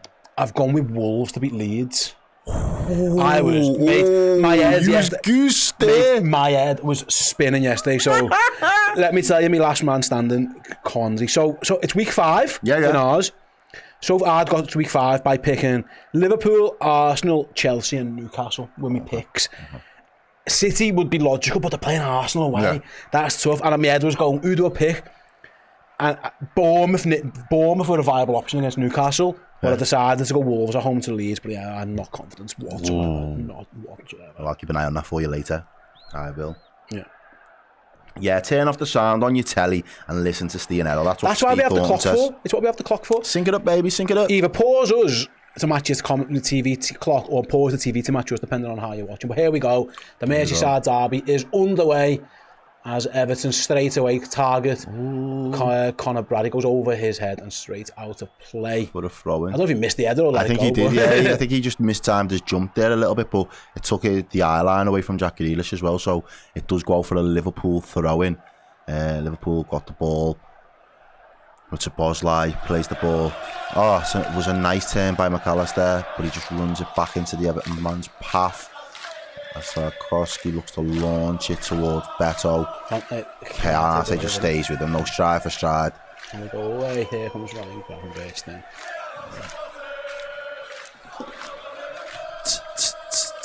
And we've got a song going for you already. You've got 1,000 likes in the chat. You guys are up for this. As Virgil van Dijk has got the ball. No press from Everton at this moment. They're all camped on the halfway line. Beto, Dewsbury Hall and Dial back behind the ball, really. Isn't it? We just say this, I think Everton won't press us, but they'll look to spring even when they win the ball. But for now, they're just trying to basically cut off passing lanes for Liverpool. It's effectively 5 across the line, so Van Dijk goes long. It was a good run by Gakpo. It was. Just slightly overhit by the captain. Russell Isaac, yeah, we still do the Red Cartel. We did the show last night, so you can go and tune into that after you watch the stream, of course, on Red Men 2. For all of your Red Cartels, they're all there for the last couple of weeks. And they've been good shows as well, to be fair. Some really good panellists on with me, so go tune in. Absolutely, right then. Everton go. Try to go long. FTK press. Well. Yeah. That'll be appreciated by Anfield, I'm sure. Yeah, nice and early. Slot's got this little thing at the moment where he rocks up in a trackie and then just gets changed into like the proper Sunday best on the touchline, and he likes to be a little bit more, little nutmegs there. Gakpo wins it back. He had a little bit of time. He's done really well. FTK does really well. FTK finds Mo Salah, Liverpool's first attack of the game, then cross comes in, headed clear by Michael Keane, and I think that's going to be a free kick to Everton. Yes. Yeah, Conor Bradley's dived in a little bit. Yeah. FTK just took the ball. I think it was off Garner Gay. Found Salah's cross wasn't the best, and it was a pretty comfortable header away from Michael Keane. Obviously, Jared Bramthwaite's played very well in derbies recently. He's missing Michael Keane's stepping up. He's filled in most of the season as centre back for Everton. Yeah. After Nuggets, the Haribos are back. Oh, definitely. Yeah. Liverpool go. Yeah, Everton just trying to kick it long to Beto and Konate once again. That's 2 out of 2 physical battles Konate's won against Beto. It's a good That start. hasn't always been the case in Liverpool defenders against that guy, so that's a promising start. Both times the ball's just trickled through to Alisson, which is a positive for the Reds. McAllister's over in this left-hand side of the midfield for us at the moment. Kirkes has gone up high up the pitch there as well. Oh yeah, and he does well. Nice little feet Beaton's there. eye. That does well. Can he get a good ball into the box? Ooh, just a little bit close to the goalkeeper. He done well to beat his man. We haven't seen loads of Kirkes, the attacker, all season, really.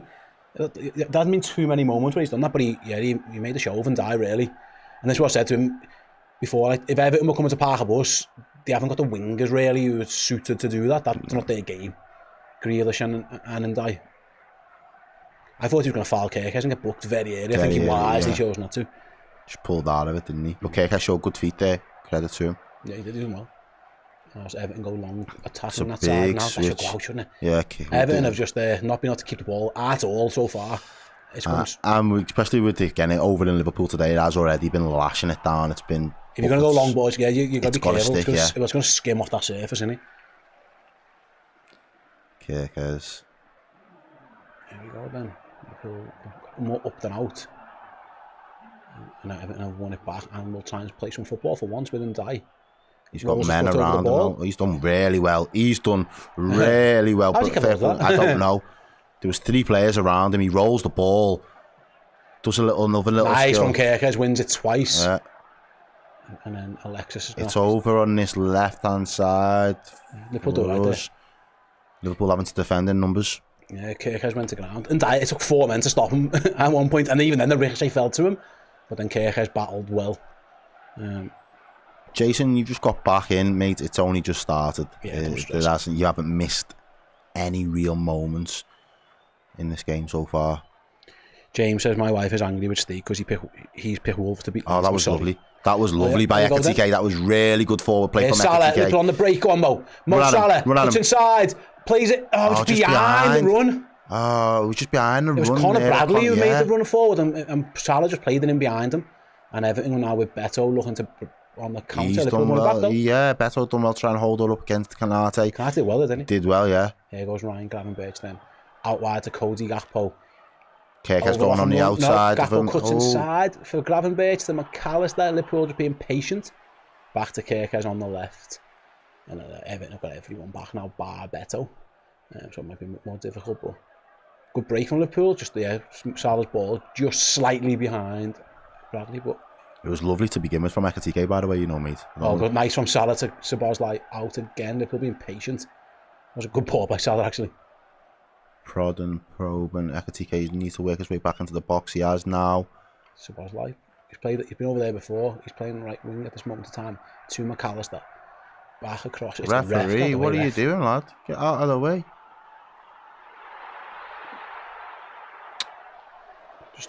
Just slows the momentum of the game. He really did. With the drop ball, but we get to go again. Here's Szoboszlai back to Salah.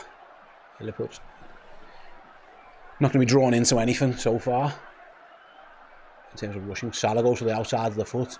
Headed up, my fault to Gakpo! Misses the volley. Could have been there for him, wasn't. But he's managed to keep hold of it in the end. And Liverpool can hopefully try and sustain this attack with Gakpo now. He's running across the pitch and lost the player off. I thought he was going to volley that. I don't know if he just air kicked it or O'Brien did just enough. I'd have to see a replay, but promising start from Liverpool. Seeing plenty of the ball. There's Virgil striding forward. Yeah, Everton got everyone back. That's a nice ball from Virgil there Bradley. as well. It's Ekatike now on the edge of the box. Get it out. There was one more ball out to Salah. Just couldn't sort his feet out quick enough. He tries to go through the line and gives it away. And Everton, here's where they'll look to counter. But he's doing his work to get back. He's helping. He's there defensively. Brilliant by Ekatike and Szoboszlai. Really good work, yeah. That was excellent. Grealish was looking to break and it was Hugo Ekatike having give the ball away, working back to win it back for Liverpool, which is excellent to see. Right then, Salah down the line to Szoboszlai towards the corner flag. Drags Michael Keane out of position. That's what we was hoping for, plenty of that. Yeah, it's been all Liverpool so far. Ekatike just lurking towards the edge of the box as well, looking to try. What's the game plan? I don't think Liverpool are desperate to cross the ball in. No. They're trying to work angles and work spaces. Here's Gakpo up against O'Brien. Little 1-2 with Kirkes. Everton with Ndiaye get back though and just kick it up the pitch. Beto's going to chase it. But Ebu's just going to deal with that. No problem, goes all the way back to Alisson Becker. Job's a good one. Good start for Liverpool then. It's been all Liverpool for coming to 8 minutes. Not much in terms of chances though, or in terms of creating much. Yeah, Jordan Pickford hasn't really had to make a save, but Liverpool have had all the ball at Everton. I don't know if they're parking the bus or Liverpool have drawing them back. Just pushed them back, haven't they? Just penned them in a little bit here at the minute. Liverpool. Good start. Gakpo again. Ndiaye this time. Surely have a go at him. Go on. Yeah, does. Wins a corner, does he? No. No, goal kick. Goal kick. Big up man like Dave's LFC chat as well in the chat. Hope you're doing well, brother.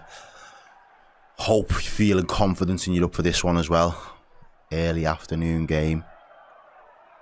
Pam Donald says the dream team on Redmen TV. It's Haribo TV now. I'm not going to go beat the Toffees.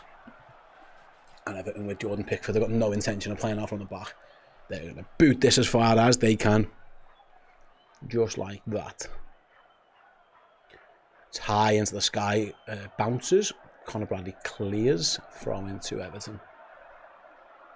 Canate got a little bit underneath that header, but in the end Bradley just hooked it out. Grealish just goes down for no reason whatsoever. He wants the foul, it wasn't a foul. And Dan England agrees. Ben White today just jumps on the floor. They are my favourite Haribos. The strawberries. They remind me of just finishing school, like in high school. Oh, here comes Liverpool, right down the middle of the pitch. Oh, here we go. Kirkes to Gakpo. Gakpo into the box. Cody Gakpo cuts inside. Blocked out of it already. Gay and O'Brien just about did enough.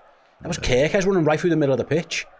Liverpool's got to get men back though, because here comes Ndiaye. Oh, he's done well. Good feet, good feet. Gakpo wins the ball. And that's a good tackle. That's a really good tackle, that. He goes down. It wasn't a foul. Gakpo got the ball. Really good tackle. He's going to get back up. We're going to have to play on. Yeah, he's fine. Liverpool need to play. Gakpo just ran into the ball. Again, twice Liverpool forwards to give the ball away and got themselves back, which has been good to see. Salah dinks it inside, looking for the grabbing bitch, shoots! Lovely! Oh! What did I tell you? Baby, you know. Man, like. And Ryan Gravenberch scores and gives Liverpool an early lead in the derby. Mo Salah with a little dink ball into Another assist. And Ryan Gravenberch lets it run across us and finds the bottom corner with a wonderful volley. And it's been a very good 10 minutes for Liverpool, and they deservedly take the lead, and that's some goal by Ryan Gravenberch. Oh, it's unbelievable. He just like clips it over him. His first touch, it's just absolutely brilliant. Liverpool do well, as you mentioned before. Cody Gakpo able to win the ball back there. Does it well, Does it well. Then Liverpool, he starts the attack there in the midfield, and he just continues running again, making those late runs into the box. He just crashes it. It bounces right in front of him, and he's able to just clip it over Jordan Pickford. We already know he's got tiny arms. He's got absolutely no chance of getting close to that. Great ball by Salah. An unbelievable finish. Everton don't track the run. Liverpool's number 6 with a half volley. It's Van Basten-esque. We've seen Marco Van Basten score the famous one from a bit more of a narrow angle, his fellow countryman. But what a finish from Ryan Gravenberch. Liverpool take an early lead in the Merseyside derby, and Ryan Gravenberch, probably one of Liverpool's best players this season. Yeah, that's 2 goals this season already for Gravenberch. He's not known for scoring too many. But we're saying that before, mate, those late runs that he's starting to make into the box now, he's getting much more into the final third and getting involved in that phase of play. And he's getting the fruits of that labour as well. Good pass by Salah. Oh, it's brilliant. Unbelievable. The vision, and the fact that he just continues that run and then Salah just clips it into him. Unbelievable. Doesn't have to break stride, bounces right in front of them, and he just hooks it on the half volley. Quality. Absolutely brilliant goal, that. Yeah, Ryan Gravenberch, like I say, probably one of the criticisms, he can score more goals. He scored 2 this year, 2 big goals. Well, scores at Newcastle, now scores in the Merseyside derby, and Liverpool lead 1-0 with Alisson Becker. And all those asking for an early goal. You wish has just been granted. They just didn't track the run at all. Liverpool are in again here. Here we go. It's Gakpo. It's Cody Gakpo. Just loses out. It's Ndiaye actually who gets back and tracks his man well. Does the exact same to Liverpool as what Liverpool did to him earlier on. Jack Grealish's touch lets him down, throw in on the halfway line to the Reds. What a start. Everton at times look very open in the midfield in particular. Gravenberch just strove through. This time Kirkes did it earlier. Gakpo did it then. Yeah, Everton are struggling to track Liverpool's runners so far. That bodes well. It was Garner Gay who Gravenberch just completely ran off of the goal. Wonderful, wonderful, wonderful finish. Let's get a song for that. Yeah, Jordan Pickford had no chance. A goalie with normal sized arms couldn't have saved Would have that. struggled, yeah. Yeah, never mind a little T-Rex in there. Goalie had no chance of saving that. Liverpool lead 1-0 and have the ball at the good possession. Although McAllister's touch forced him back slightly, but he's fine. And McAllister's just got his foot on the ball at the moment. Again, that's what we mentioned earlier as well. Gravenberch goes with a big switch. I don't think Salah's getting that. No, it's not. It's gonna... Way too much on that from Gravenberch. Maybe the adrenaline. Leave them ones to the verge, lad. Leave them I think to if the I verge. scored in the derby for the next 5 minutes, my adrenaline will be pumping. What a finish. It's a brilliant finish. As soon as he hits it, as soon as it leaves his foot, you know it's going in. Yeah. Keeper's got absolutely no chance. And Pickford up until that point hasn't really had much to do. His first real job is taking the ball out of the back of the net. Have a bit of that. Ryan Gravenberch gives the heart to the fans. What a goal that was. Anyway, Everton have the ball back in goal with Jordan Pickford. Let's see how Liverpool now manage the game now being ahead. I don't think they should need to change anything really. I don't. Right to win it back again. Have they? Yes. Oh. Yeah, play on. Play on then, It's Maka. Alexis McAllister. Battling again. He done really well against, I think it was Dewsbury Hall. And Liverpool have it with Kirkes. Oh, he's done well as well. Yeah, it's just a bit scruffy and Liverpool have to go back. To Virgil van Dijk. But Liverpool are winning a physical battle as well against Everton, which is good to see. Referee letting a couple of things go. I don't think they were fouls.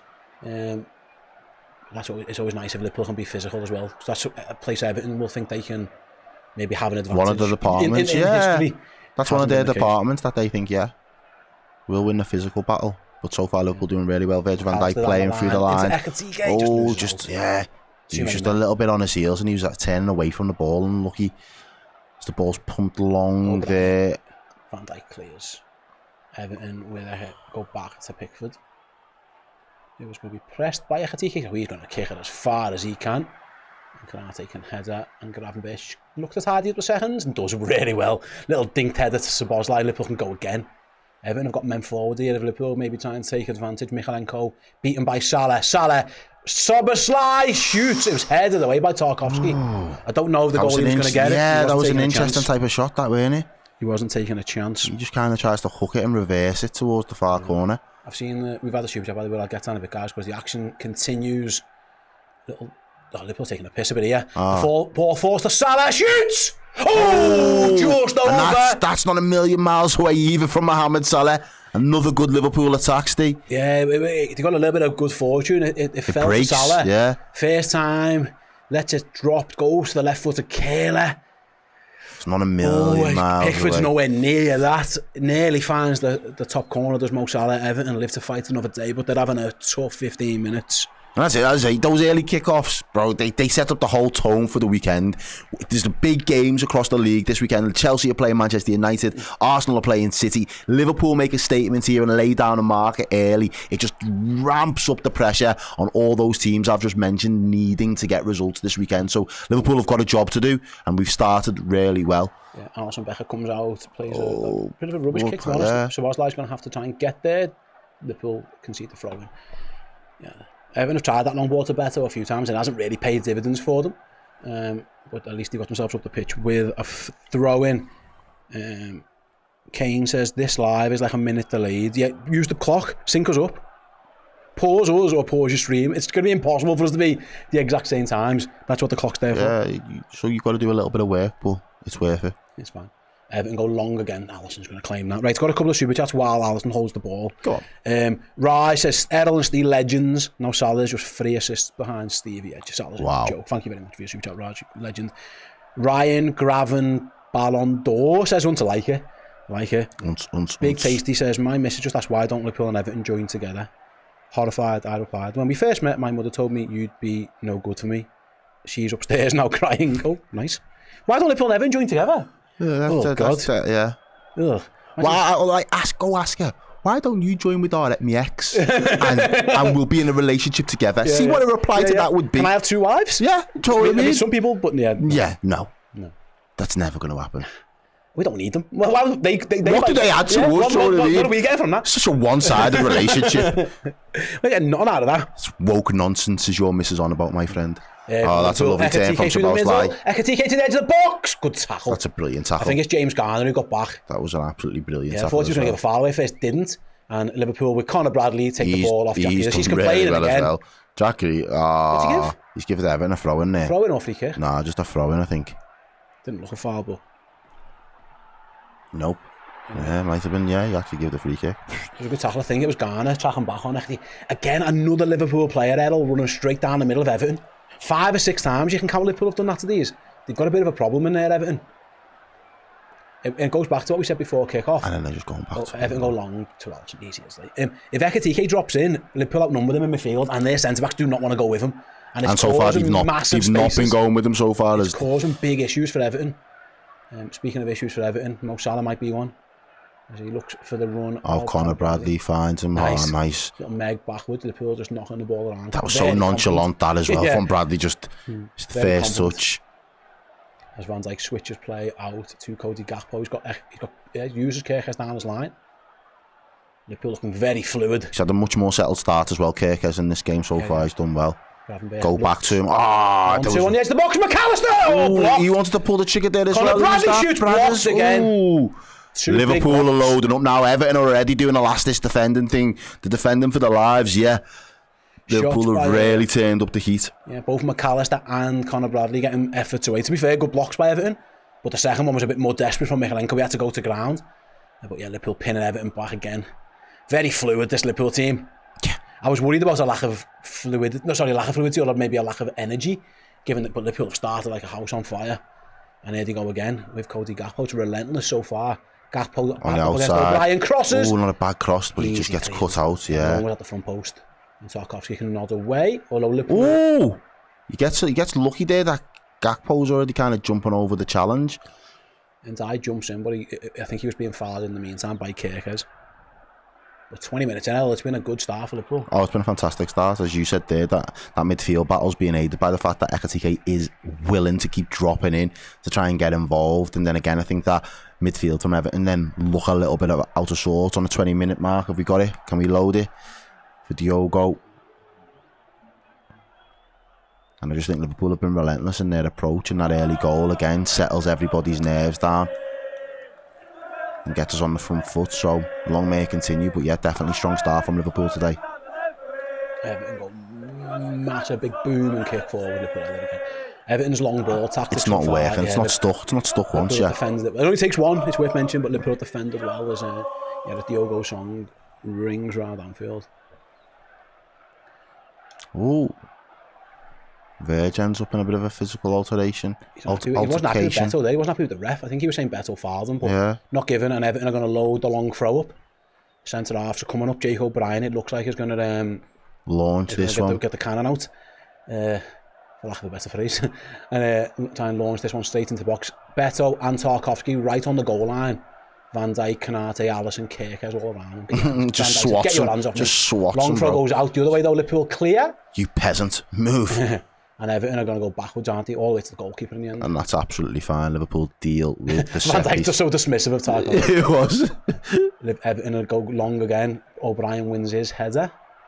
Is that Tarkowski stayed up there, yeah? Yeah.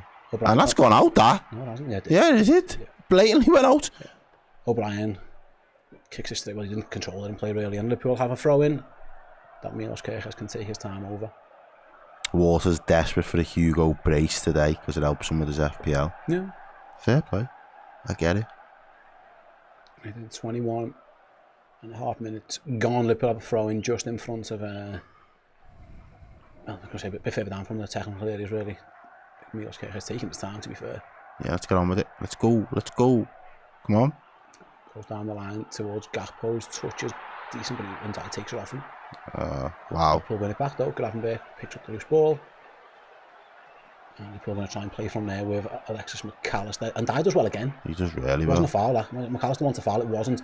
Everton looks to go in behind towards Beto. Konate deals with it. That was brilliant reading from Konate, because that was the first time that Beto found himself free of Van Dijk, really, in that channel. He just runs off him and makes a good run, and Konate's there, just reads it really well. He senses the danger and just makes sure that he's able to bail out. But I'm surprised he doesn't try and take it. I'm surprised. I don't know why he doesn't. I think he just knows Zebu's bearing down on him. But yeah, that was good defending from Liverpool. It's a corner for the Blues. These are the type of things they'll be feasting off or trying to. Dewsbury Hall will take it. Everton a crowd on the goal with all their big lads. And it goes there. Alisson punches up rather than out. Second ball bounces down Liverpool. Coward, Veg, lovely. All the way to the halfway line. And Everton will, I'm guessing, will try and launch this one back into the box at some point, maybe. Liverpool are able to clear the lines. And now it's Jack Grealish up against Bradley and Gravenberch. Plays it back and out. Garner Gay from distance, blocked. That was a brilliant block by Szoboszlai. Oh, Salah's looking for the seconds. Can Liverpool counter? It's Szoboszlai. Liverpool, if they work this right, they've got men over. He plays it down the line to Salah. Mo Salah. He's got Bradley. He's got Szoboszlai. Plays a rubbish ball, but it's going to fall. The volley. And his volley just gets it wrong. Salah's cross was a poor one. He should have done better. But it trickled its way to Gakpo, but it was on the bounce and he just couldn't get over it. This isn't great by Salah though. He has to give that to Szoboszlai. He's looking for Ekitike, but it nearly gets to Gakpo. He just gets... Should he do better there? Yeah, he just slices it. He doesn't connect in the way that he wants to at all. There was a big chance there for Cody Gakpo. Salah should have done better, but it's still nearly worked out for Liverpool with the rebound towards Gakpo. Salah just has to lay that to Szoboszlai. He's looking for the difficult ball back post for Ekitike. Put it on a plate for Szoboszlai. Just give it to Sobo. But he didn't. It nearly fell to Gakpo, but yeah, Gakpo sliced it. Anyway, Everton go long towards Grealish. Tries to spin. Should come over and deal with that. Does. Surely that's offside. No, not given. Okay. So here's Grealish up against Bradley again. Everton go backwards. Good battle there. We mentioned that, highlighted that. Someone in the chat asked me, said that would be a good battle between the two of them. Everton with the ball in the plus half. It's been a bit of a rarity. Liverpool are going to try and press, and Everton are going to go all the way back to the goalkeeper. Pickford's going to go long. Who's he looking for? O'Brien. Gakpo getting back as well. But I'm guessing Liverpool might have another throw in to deal with from here. Would you guess that Everton are going to... No? No, we'll probably play a little bit shorter. Yeah, I think they are going to try and load the box. They should. O'Brien, yeah. No, we'll go backwards. So Szoboszlai's going to go and get the chase. They haven't go back to the goalie again. They've been doing a lot of that. And there's Jordan Pickford now. Ooh, he just plays a short pass. And able to play out from the back now. O'Brien. Through the lines, Liverpool take it off him with Van Dijk. Brilliant. Too easy. He's hard to find it and die. And Ndye's just clipped at McAllister there. They told you McAllister once a game. Told you. Bright red. Every game. Bright really? Red. Looks like his career's over. Every game. It happens. It's about foul actually. Cynical. Right through the back of him. Van Dijk did so well going with Ndye. Yeah. Tarkowski tried to feed it into him. And he's fine. Told you. It's clockwork. And Liverpool the free kick. McAllister has the ball and goes backwards to Virgil van Dijk. Yeah, Brimstar says Liverpool still have Virgil. He's on the bench too yet. There's more to come. Yeah. We ain't seen nothing yet. Just kind of goes to show the strength that this side has actually got at the moment at our disposal. Yeah. 1-0 so far then. Liverpool with the ball, playing off in the back with Kanate. Gets a little bit of good fortune and wins a throw in. Grealish tried to press him. Got a touch on it, but it's fine. Conor Bradley will take the long throw. 2-0 backing into Mikalenko. Everton win it back though. Oh, and that's a great turn there. Grealish has done well that time. Danger for Liverpool here as Jack Grealish plays it down the line. Shot at goal is wild. From Dewsbury Hall. It was the first big opportunity Everton made. It come from Grealish. Grealish did a Gravenberch on Gravenberch. He spun him. Yeah. He spun him, man. Little dummy. Plays a very good ball in as well. Dewsbury Hall's miles on side. He should do better, really. He doesn't. It's a poor shot. Tight angle as well, though. But that little really good. It was a really good dummy. It's wild from Dewsbury Hall. He just lashes at it, doesn't he? He has to go across the goal there, doesn't he? Didn't. It was the first proper chance Everton have created, though. Liverpool get away with one here, trying to play out from the back, and maybe it works. Oh, Kirkus spins and is come on, Ndye, bro. Come on, how many's that? Yeah, he's booked. Ndye booked. He's been spun like 3 times. This time he just throws Milos Kirkus to the ground. It was a great turn. It was a really good turn from Kirkus. Very very front-footed there. Only one thing in his mind as soon as he turns him. Let's run at that defence. Iliman Ndye. Where's he from? Is he Cameroon? I couldn't tell you. I should know that. Senegal, okay. They have similar flags though, innit? He played against England. I should have known that. He was in that team. I think he was in the Senegal team that beat England. Anyway. He goes into the book. He's been done about 3 times, him. Yeah. Liverpool used to play on it. Just unlucky there from Gravenberch. James Garner, he got back and took it off, and Pickford can go long towards the left, but Liverpool win the second. Maka into Szoboszlai, lovely. Nice for Liverpool. Here's Gravenberch. The whole Liverpool midfield. Finish that. Yeah! It's gonna be one of them days. It's gonna be one of them days. Right. Hugo Ekitike back into the starting 11, back into the goals. Liverpool in the blink of an eye play right through Everton, and Hugo Ekitike makes it 2-0 just before the half-hour mark. It's a very, very, very good finish from Liverpool's French forward. Everton, David Moyes look devastated so far. Hugo Ekitike takes a bow, and he deserves to take a bow. That was some finish, that Errol. Mate, it's the midfield. Look at this midfield battling here. Maka, Szoboszlai, Maka, Gravenberch, and he's onside. Yeah. Plays the ball, perfect weight of pass, takes a touch, and then just rolls it under Jordan Pickford. I was going to say, I think it megs Pickford in the goal. Let's have a little look. Let's see. Yeah, right through the legs. Yeah, right through the legs. Sit down. Shut them. Shut them, lad. Close them, Jordan. It stinks. Woo-hoo. See you later. Woo-hoo. Have a little bit of that. 2-0 to Liverpool. Hugo Ekitike back in the team, back in the goals. I mean... And Liverpool now have their most dangerous scoreline. Can we make it 3, please? I know, yeah, please. I can't do another 3-2, boys. I can't do another 3-2. Don't even think about letting them get a goal before half time. Just get the third, kill the game off. Everton were probably having their best moments of the game as well. Actually, they created their first real opportunity. They'd had a little bit of possession, Liverpool's half, but Liverpool's midfield 3 comes together. Spring Hugo Ekitike makes no mistake about it. And I thought, you talk about the signings of the summer, 2 of them on the bench. Don't forget about Hugo Ekitike. He is a big money signing, and he's telling everybody, he's on job. Do not forget about me. I can do it as well. And big Hugo makes it 2-0. And so far, the game plan has gone absolutely perfect. And this is the frightening thing, as you say, Liverpool are just quietly taking over, but now you kind of got to be scared. We were holding back some big players, and we're still turning up the goals. We're still free flowing in midfield and attack. Yeah, it's looking long. It is looking long, but yeah. Speaking of looking long, Everton just do that. Looking for Ndai. Kirkes wins his header. Good defending. Throw into the Blues. Deals with it. I don't know, Brian. I can't believe they're not taking long throw-ins into our box, but they're not.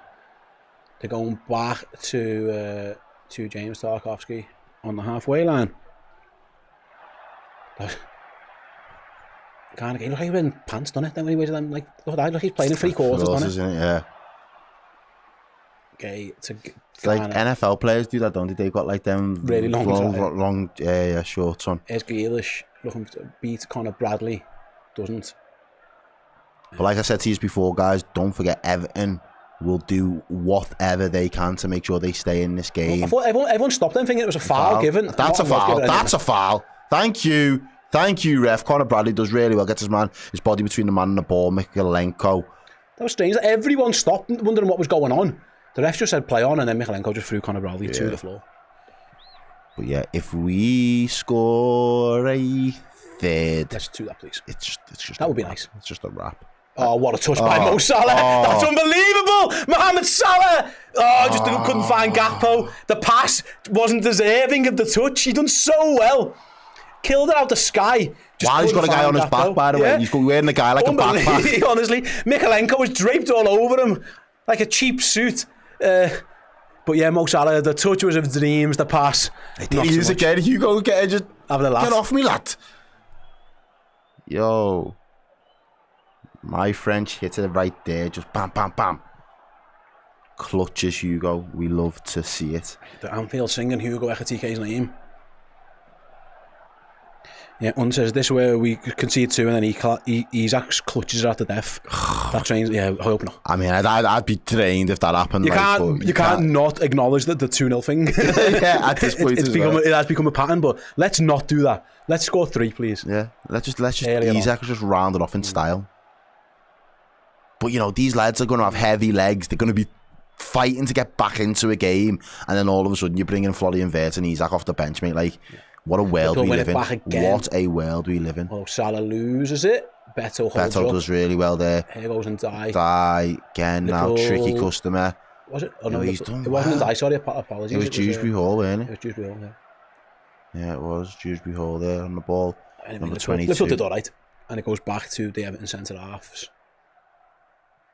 They've kind of given up on the long ball because they were playing it all the time before. They was just weren't coming back getting the on other it. way. That's what I mean. They But were just coming back the other way. Sometimes you got to tell them for 5 minutes. Let's just play it a little bit shorter. Play it into feet a little bit. Let us know. It was almost a very bad pass there, but Grealish was there to bail out Mykolenko. Why is Steve subbed in the Pepsi for the Dr. Pepper? Yeah, it's a good question actually. I just didn't know Dr. Pepper, and it was too early to go to the shop. I was literally late for work.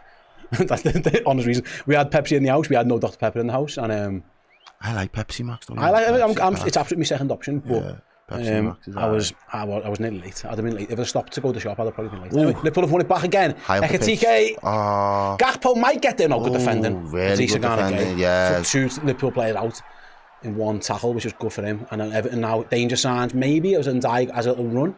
Although Kirkes is back for now. Position. But this is Everton's best attacking player, I would feel, or one of. Although he goes backwards. They like going backwards for some reason, Everton. He's done not too much for them, probably for their liking. But there might be a cross coming in now. No, backwards again. Yeah, strange. It's either been long balls or backwards passes for so far. And I might look to change that now. One opportunity where they tried to play forwards. Yeah, backwards again. Well, I mean, that's fine by me. I'm not complaining, but there they go. James Garner looking for a pass into Ndai. Runs into a battle. Breaks Everton's way though. And now it's O'Brien will get the chance to cross. Deep cross. Touch on the edge of the box. Liverpool get the tackle in. It's a bit of bouncing ball. Trickles through to Alisson Becker. Might have fell to Beto. But he didn't really judge it, did he? To fly to the ball in the right way. No, that's a tough one. It'd have been a bit spawny, but yeah, it would have. He'd have had to spin on it. Like if you watch this now, he'd have had to spin and then just try. It actually skims off his head. Straight through to Alisson Becker. Unlucky.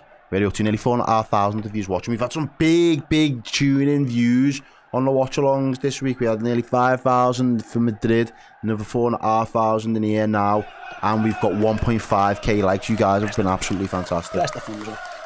We've got a super chat from Tron, which says, need another goal. I can't deal with another late winner today. I've got 2 bets on as we speak. Well, fingers crossed. Okay. Good luck with your bets. As long as they're all involving Liverpool winning the game. Winning the game, yeah. But mate, this is what I mean. Make a statement, lay a marker down, put your feet up for the rest of the weekend and let all the other bums just fight it out. Yeah. Do you know what I mean? Yeah, absolutely. Liverpool wins today, no one can go top of us. We stay top again for another week. Like 6 out of 6. Should be brilliant. Virgil van Dijk. Did Salah get an assist? Yeah, he got an assist for the Gakpo goal. No, the Gravenberch goal. Do apologise. Yeah. Who played the ball through for Ekitike? It was Gravenberch. So Gravenberch is a goal and an assist. Yeah. Oh, Alisson's pass is poor. And then Dijk can break. That was poor by Liverpool's goalkeeper. He just ghosts off of McAllister there. Cross comes in. Beto over the bar. It was behind him. It was. That was Alisson's fault, and he acknowledges that. But Beto's finish was poor. The only way Everton are going to hit isn't that. Yeah, you can't do that. It's a poor pass. Yeah. It's casual from Alisson. Really poor pass. And Dijk does well. Gets the ball across. Beto's behind him. Alisson fumes at himself. He had a couple of those though. Really, that's the only blemish for so far. Really. Alisson's distribution has not been what it usually is. But Liverpool get to go again. Virgil van Dijk is going to start as he plays the ball straight back across to his goalkeeper. Better one, please, this time, Ali. Ekitike said, give it to me in the air, please. Go long. Liverpool do go long, looking for Ekitike.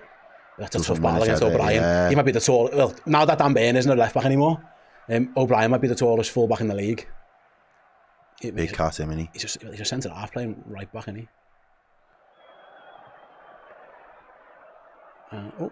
Liverpool had a man go down the middle again. He's fine, I'm sure. Szoboszlai has the ball in the left back area, plays a raking pass. Nearly found Bradley, but didn't. Yeah. And again, Grealish can break. It was a good, I don't know if that was a bad ball or Connor didn't read it properly, but either way, Everton can break with Jack Grealish. Plays it on the overlap. Cross is going to come into the box. Kirkes needs to defend that. Does well up in the air. Gets up for and it. Gakpo heads it clear. Defended the back post really well there, Milos Kirkes.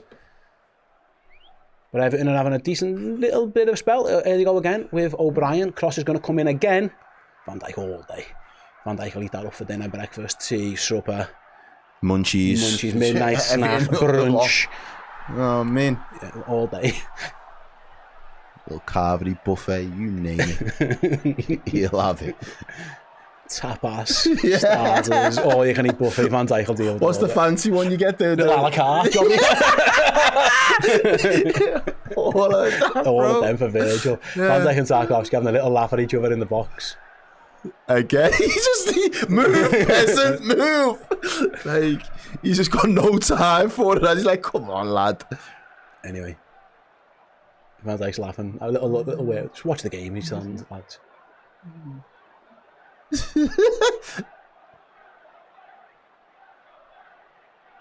Captain and captain. I love how petulant he is. Virgil's just.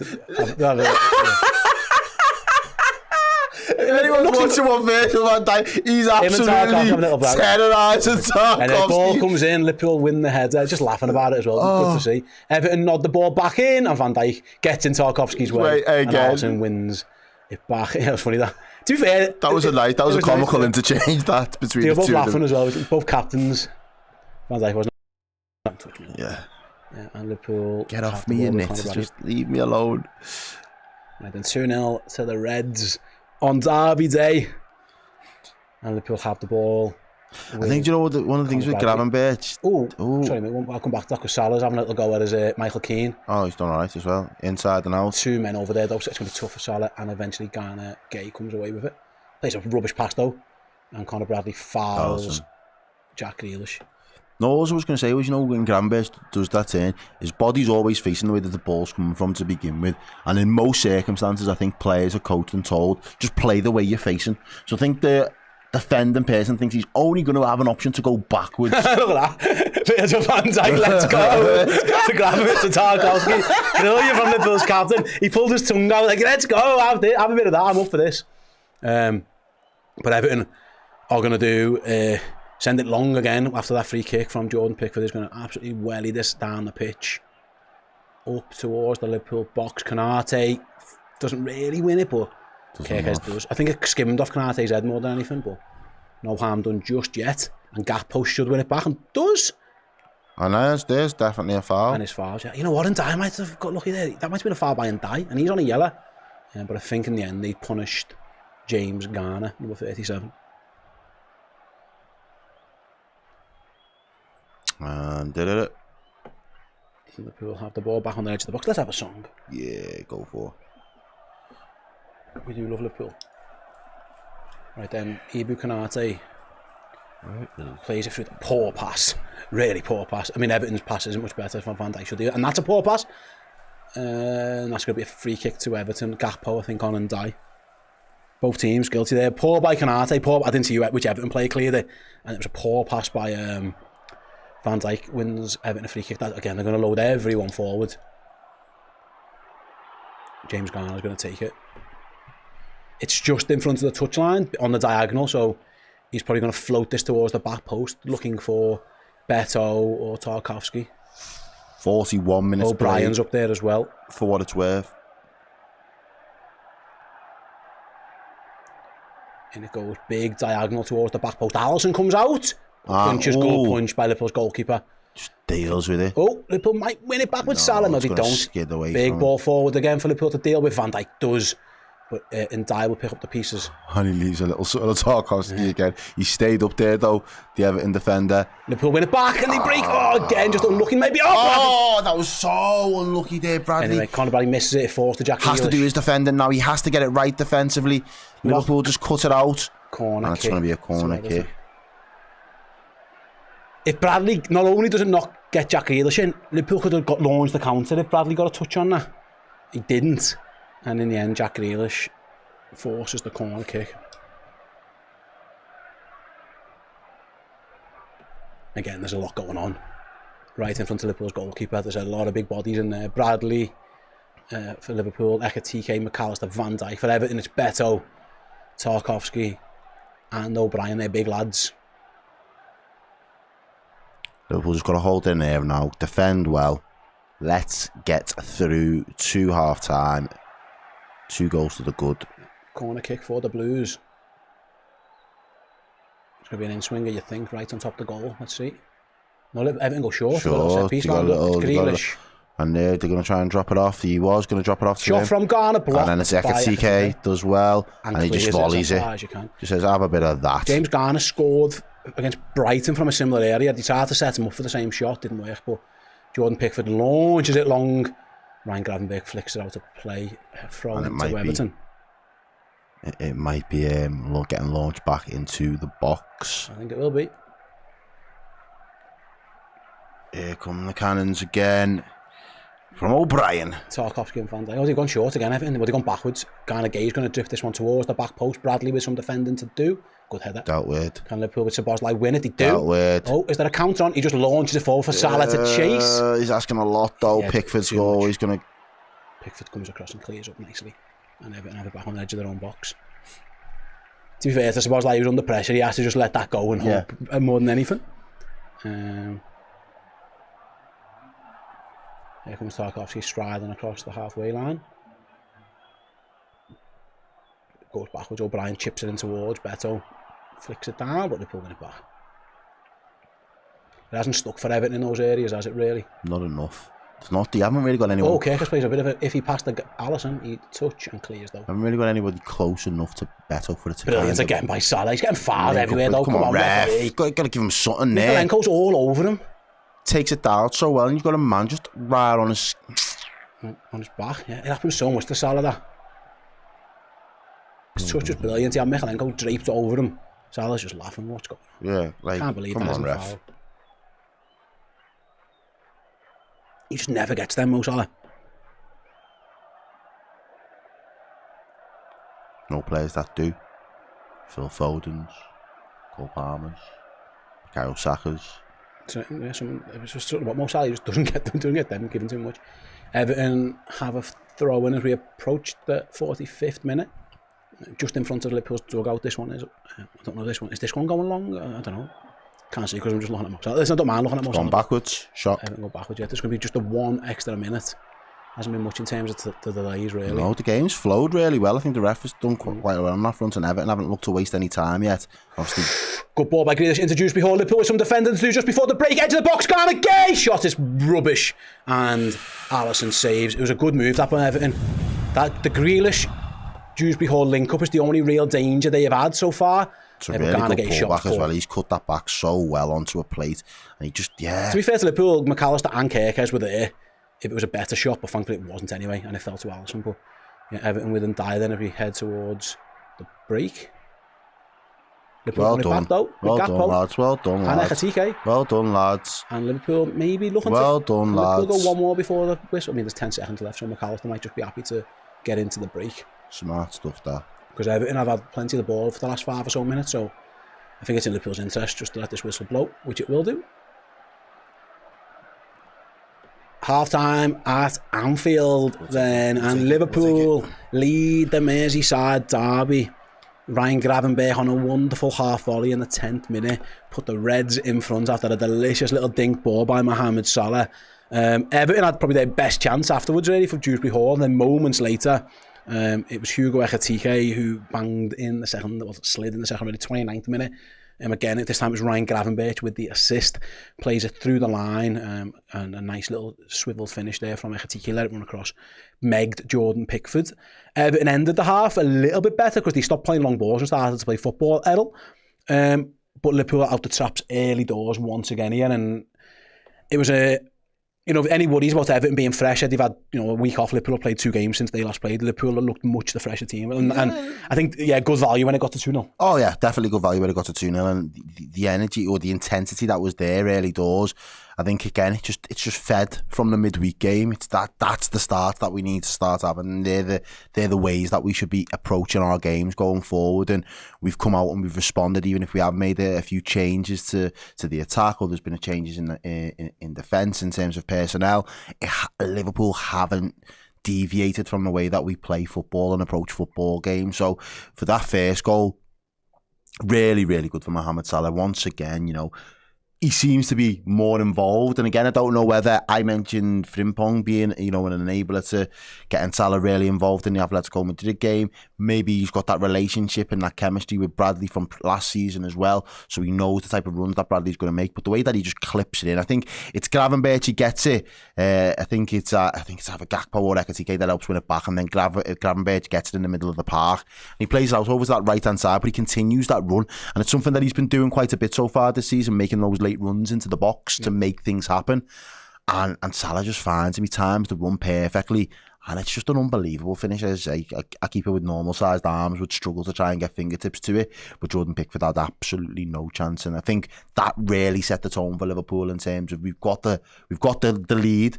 Let's now play the right level of footy to control the game and build on it. And, Liverpool don't just get one goal and want to shut up shop. Liverpool will get the next and want to try and find the next and continue to search for more goals. So, yeah, before long, the second was always going to be inevitable. Yeah, they come. So Ryan Gravenberch with the assist for the second for Hugo Ekitike. Starts from Opta. Go on. 23 years and 127 days old. Ryan Gravenberch is the youngest player to score and assist for Liverpool in a Merseyside derby Premier League game. So, yeah, really good. Ryan Gravenberch with the assist. The pass is fantastic. The finish from Hugo Ekitike is brilliant as well. Smart. It's a smart finish. Really composed finish. It's one of them. Through the legs, but knowing what he wants to do. Once he makes the run, he points where he wants the ball to go. He commands it and demands that it gets played forward. Ryan Gravenberch sees him, spots him early enough, makes sure that he times the run and the pass perfectly. And then he doesn't lose his head. He doesn't absolutely lace it and try and drill it into the back of the net and take the roof of the net off. He just wants to place it under Jordan Pickford and make it really difficult for him to get anywhere near, and places it through the legs. And it's a really, really smart finish. It's clinical. Gives Liverpool that little bit of a comfort and wiggle room in terms of, obviously, we've got a bit of a buffer now, 2-0 up. And I just thought at that point Liverpool could, again, now we're out of second gear, we could really go for the jugular, because Everton, I'm not saying that he was on the ropes. I think they responded well, especially going 2-0 down. But Liverpool just looked like he can just pop it off and find ways to just break down this Everton team. He can't really live with Liverpool turn up the pressure on them. So far so good. And as I say, we kept a clean sheet in the first 45 as well. So tweaks and learning from mistakes seems to be happening in real time. Absolutely. Johan says, who else is nervous with 2-0? You never walk along, thanks for your super chat. I mean, that's the thing. Liverpool have been here before. Don't switch off. Everton did end the half better. I think, actually, I don't think Liverpool switched off. I think Everton got on the ball a bit, and they stopped going long because it wasn't working, and they actually started trying to find their better players. They've had a couple of... Dewsbury Hall, Grealish, getting on the ball, and Dye's done all right, to be fair to him. Yeah. He's been a little bit of a dog's body here, there and everywhere. But for the most part, like I say, Liverpool have defended the long stuff pretty well. The set pieces, the long throw-ins, but yeah, switch on. And like I say, Everton have got a big problem. David Moyes might identify it, but they're getting rammed through the middle of their pitch so often. If the game gets stretched, again, provided Liverpool defend well, there will be opportunities on the break, I'm sure. The last blue that got run through that hard was named Bonnie. Yeah.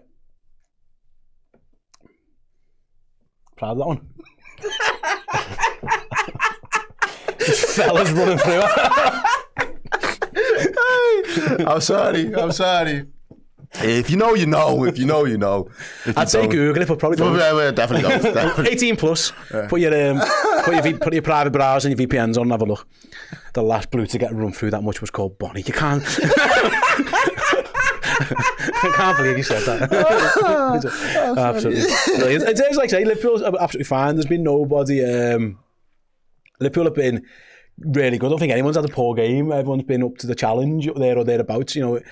Gakpo had a couple of bright moments. Maybe could have done better with his volley. Salah, of course, with the assist, had another couple of bright moments. Szoboszlai, it all looks very, very good, Errol. It's looked like Liverpool, the machine seems to be functioning very, very well. Yeah, it's operating in a way that this is the Liverpool that we recognise. And again, it's operating that midfield, familiar, played plenty of games with each other in midfield last season. Probably the second time, maybe, if I'm right in saying that, we've seen the three of them all start a game together. Doing well off the back of it. Again, Cody Gakpo trying to get involved. I think Kirkes, again, has played apart today. I think he's been a lot better. I think he's been a lot more composed. He's been calm. There's a lot more measure in his game. And then, of course, we've seen him trying to get forward. You even mentioned it a couple of times. He was one of the men running through that midfield and being really direct. So I think in terms of all of what we already know this team can do and the qualities that they have, they're really putting on a bit of a display at the moment. That, as I said to you, lay down that market early into the weekend and just you get your job done, put your feet up, and then just watch how all the other teams have to scrap it out for second place this weekend. Fingers crossed, you're right. James, 1987, says Grav with a velvet touch as the ball was spinning. It was, he's been brilliant again. It's interesting because he just runs off kind of game. Just looking at the goal here. The finish is magnificent. He doesn't try and blam it early. He just kind of guides it towards the far corner. If that makes sense. Like there's probably a temptation to just absolutely put your foot through that one, but he doesn't really. He just kind of just steers it, for lack of a better phrase. And I mean, like I say, a goalie with big arms wouldn't save that. A goalie with tiny arms has got no chance. That's a great technique on the finish. This close up angle that we're watching on our coverage. Just keeps his eye on the ball. He knows where the goal is, and he just directs it towards that far corner. And it just loops over Jordan Pickford in goal there. Yeah, absolutely. It was a very, very, very good finish by Ryan Gravenberch. What a finish that was. And then he's involved in the second goal as well. Like I say, it's interesting because Gravenberch is the number 6 in this team. He is effectively the defensive midfield, but that isn't his role. He's asked to do much more, or can do much more. And again, on this second goal, Everton just give the ball away in midfield a little bit. Maka, Sobo, Maka, Grav. This pass is perfect. Perfect weight, perfect angle. And we know, we've watched so much football, like, we know what type of finish you should be doing. As soon as that through ball's been played through, slide rules through balls like that, as soon as you'll get on the receiving end of that, it's points for it. The touches are gorgeous, the touch is just brilliant. Because I think it takes a little bit of the pace off the ball. And it actually stops Tarkovsky diving in. Watch this. Yeah. So the ball's played through. Tarkovsky's going to dive for the block. Because Ekitike takes the touch, he can't. It's a gorgeous finish. It's an absolute gorgeous finish. The knee slide isn't much worse either for Hugo Ekitike. He's making a habit of scoring goals for Liverpool. Yeah, don't forget about me. I cost 70 million quid. Like, I'm scoring in derbies and that. Don't forget about me. Big goals. You think of it a big game. And I say, what I will say, Everton did end the half, second half, okay, and it will remind Liverpool, and I don't think they'll need man and don't rest on laurels. No.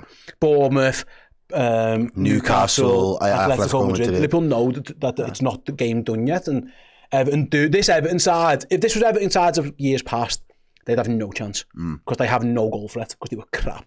This Everton side aren't great, but in Grealish, Dewsbury Hall, Beto and Dye, they do have some threats, and I think they can cause. So you've got to be Liverpool, and I don't think Liverpool. By the way, I don't think Liverpool took the foot off the gas at the end of that half by any means. I think Everton just kept the ball a bit better and played through it. So yeah, don't. Liverpool's probably just going to do with keeping hold of the ball a bit better. But yeah, and also like I say, don't rest on their laurels. Well, listen, if Liverpool can keep a clean sheet, Liverpool like they did. In their last 2 Premier League games, then Liverpool will win this game and everyone will go home happy days.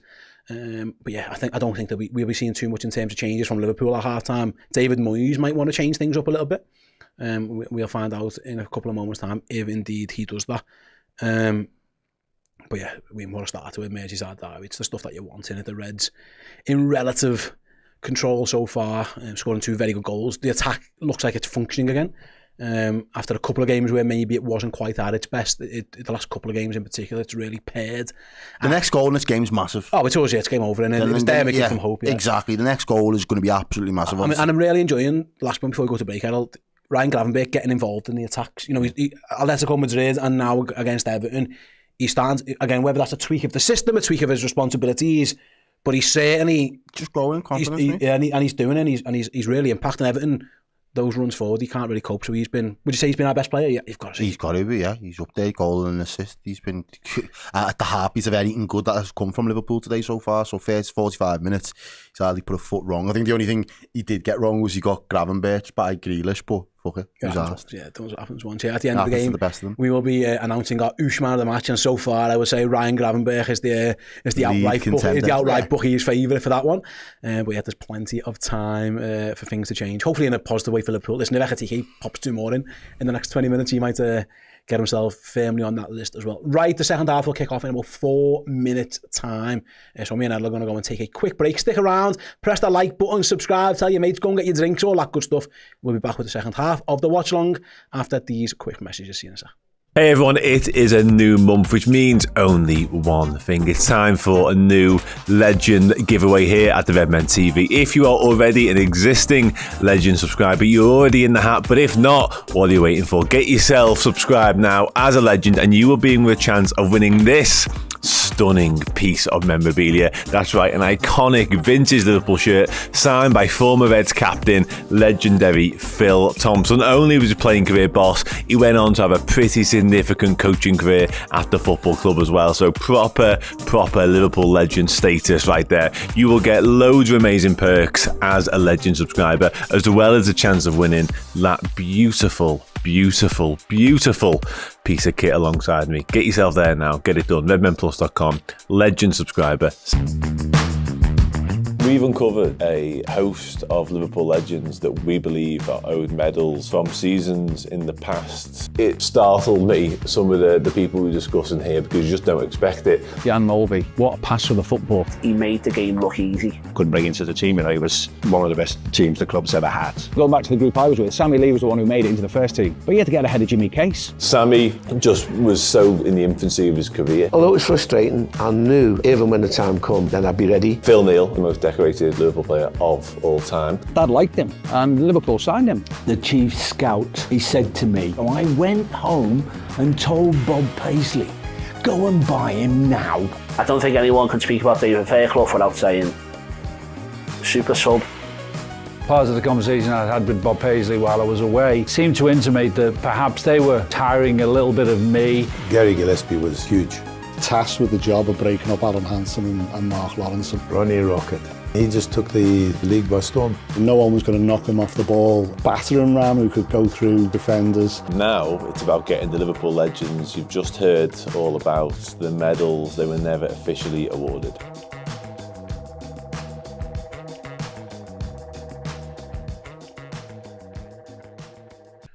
Welcome back to the watch along. Just a couple of minutes to go until the start of the second half. Ste Errol here to guide you through it. Liverpool leading the Merseyside derby by 2-0. And get more of that, please. Redmen in the second half. Hope you're all enjoying us. Like I say, we've had a good time so far. Let's long may it continue. Me and Errol will be here right from the start. From the start to finish of the second half. We'll at the end of that we will name our player of the match, and afterwards we'll be heading over to Redmen Plus for the player ranking show here on YouTube. There'll be plenty of reaction from the stadium with Paul, Chris, Dan and Chloe all in attendance at the derby. Go and check out our socials as well. Redmen TV on everything to get clips from the games. So I've already seen one of the cops singing You Only Got Little Arms to Jordan Pickford. I've seen Everton and Magic. Sorry, Liverpool and Magic, Everton and Tragic. I've heard that as well. Everton have made that change at half time. I thought they might do this. They're going to bring on Barry up front. I mean, Beto's been, if it is Beto, I don't know if it is, but he's been completely ineffective.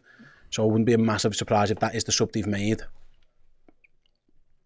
At some point, they're going to have to give him the game. He paid so much money for Tierno Barry. They're going to have to get him minutes at some point, so he's going to come on. I'm guessing it's for Beto, but I haven't seen that. It's not official now yet. There you go. Yeah, no real surprise on that one. So a new challenge for Liverpool centre backs to have to deal with. Barry, yeah. Baz, man like Baz. Yeah, they paid big money for Tierno Barry. At some point he will have to be their number 9 or their striker, and it's 45 minutes of a derby is what he's got to do. For that, fingers crossed it goes badly for him and continues to go well for Liverpool, who will be kicking off the second half of the derby, attacking the Kop end for this one.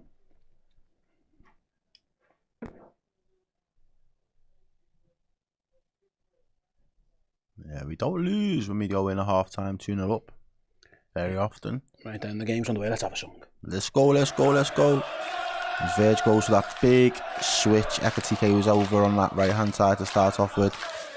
It's him and Salah now. Salah on the ball. Good ball into Ekatike. Oh, what a touch by Ekatike. Little flick over his shoulder, but he's ran into trouble. But he should win the throw. He wins the throw. No, that was naughty. That. Nice little skill, that one. Yeah, nice little flick from Ekatike to start the second half.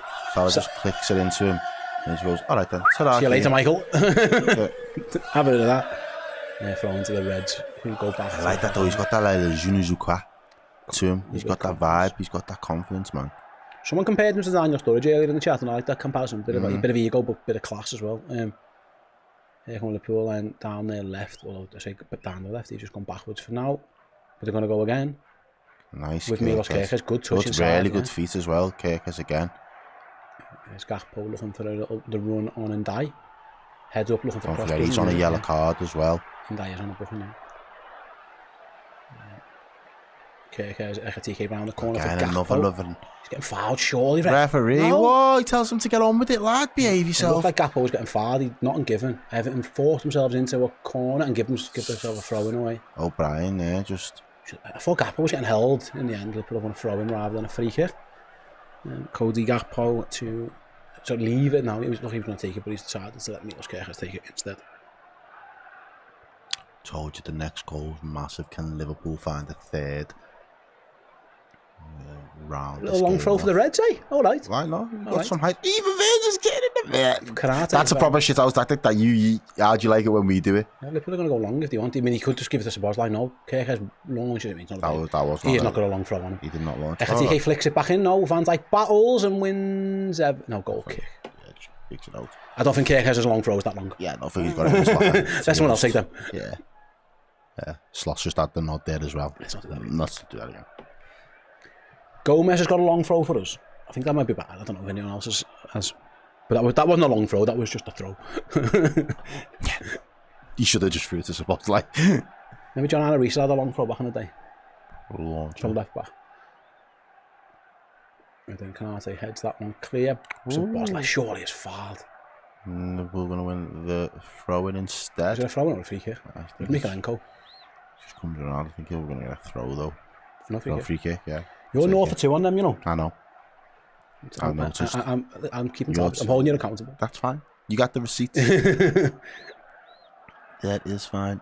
Liverpool go long. The kick is way too long. Easy for Jordan Pickford. That's Liverpool now. Sabozlai's trying to put the pressure on. He goes long.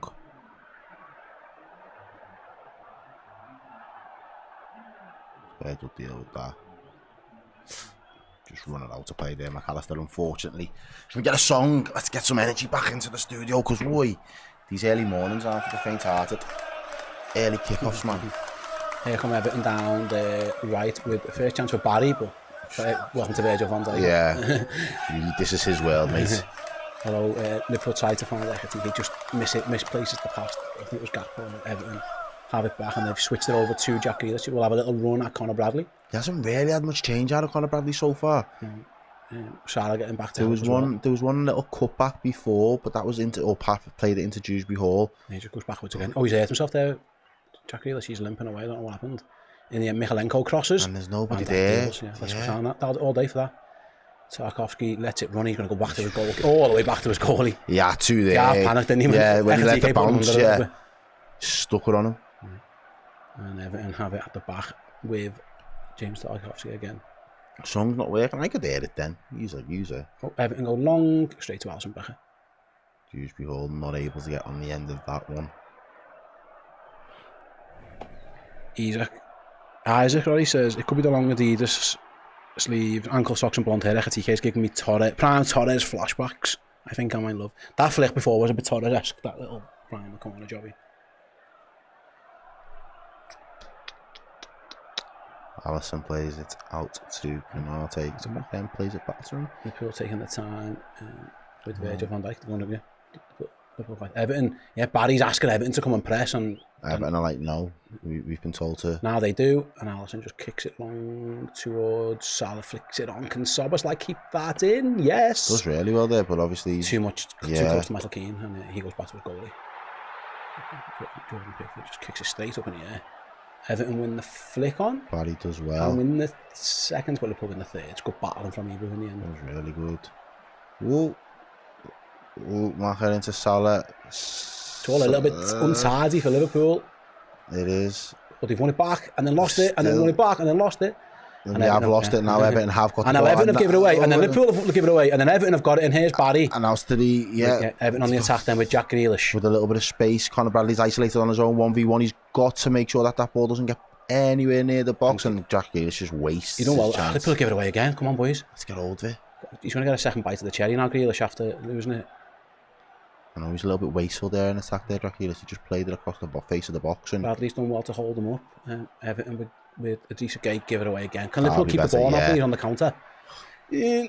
No, they can't. He give it away again. Liverpool a bit loose on the counter attack here. It's not sticking, is it? No, yeah, just a bit untidy. And here comes Michalenko. He gives it away, I think, though. Come on, boys. Come on, now's the one. Yeah. Set him on his way. Set him off on the traps. Gakpo to Salah. Yeah, take your time, man.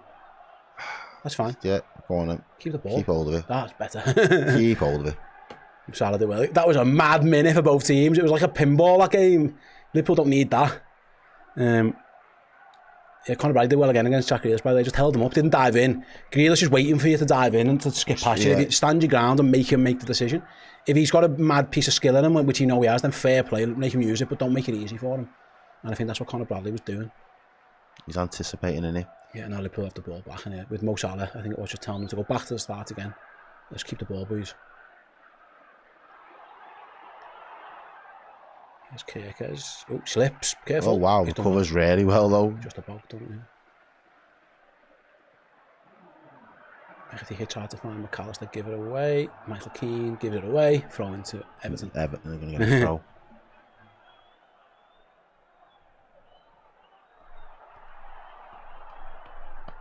Yeah, Liverpool might just want to wake up a little bit. I think both teams haven't used both teams have given the ball away at the start second half, but it's all good. So far, so good.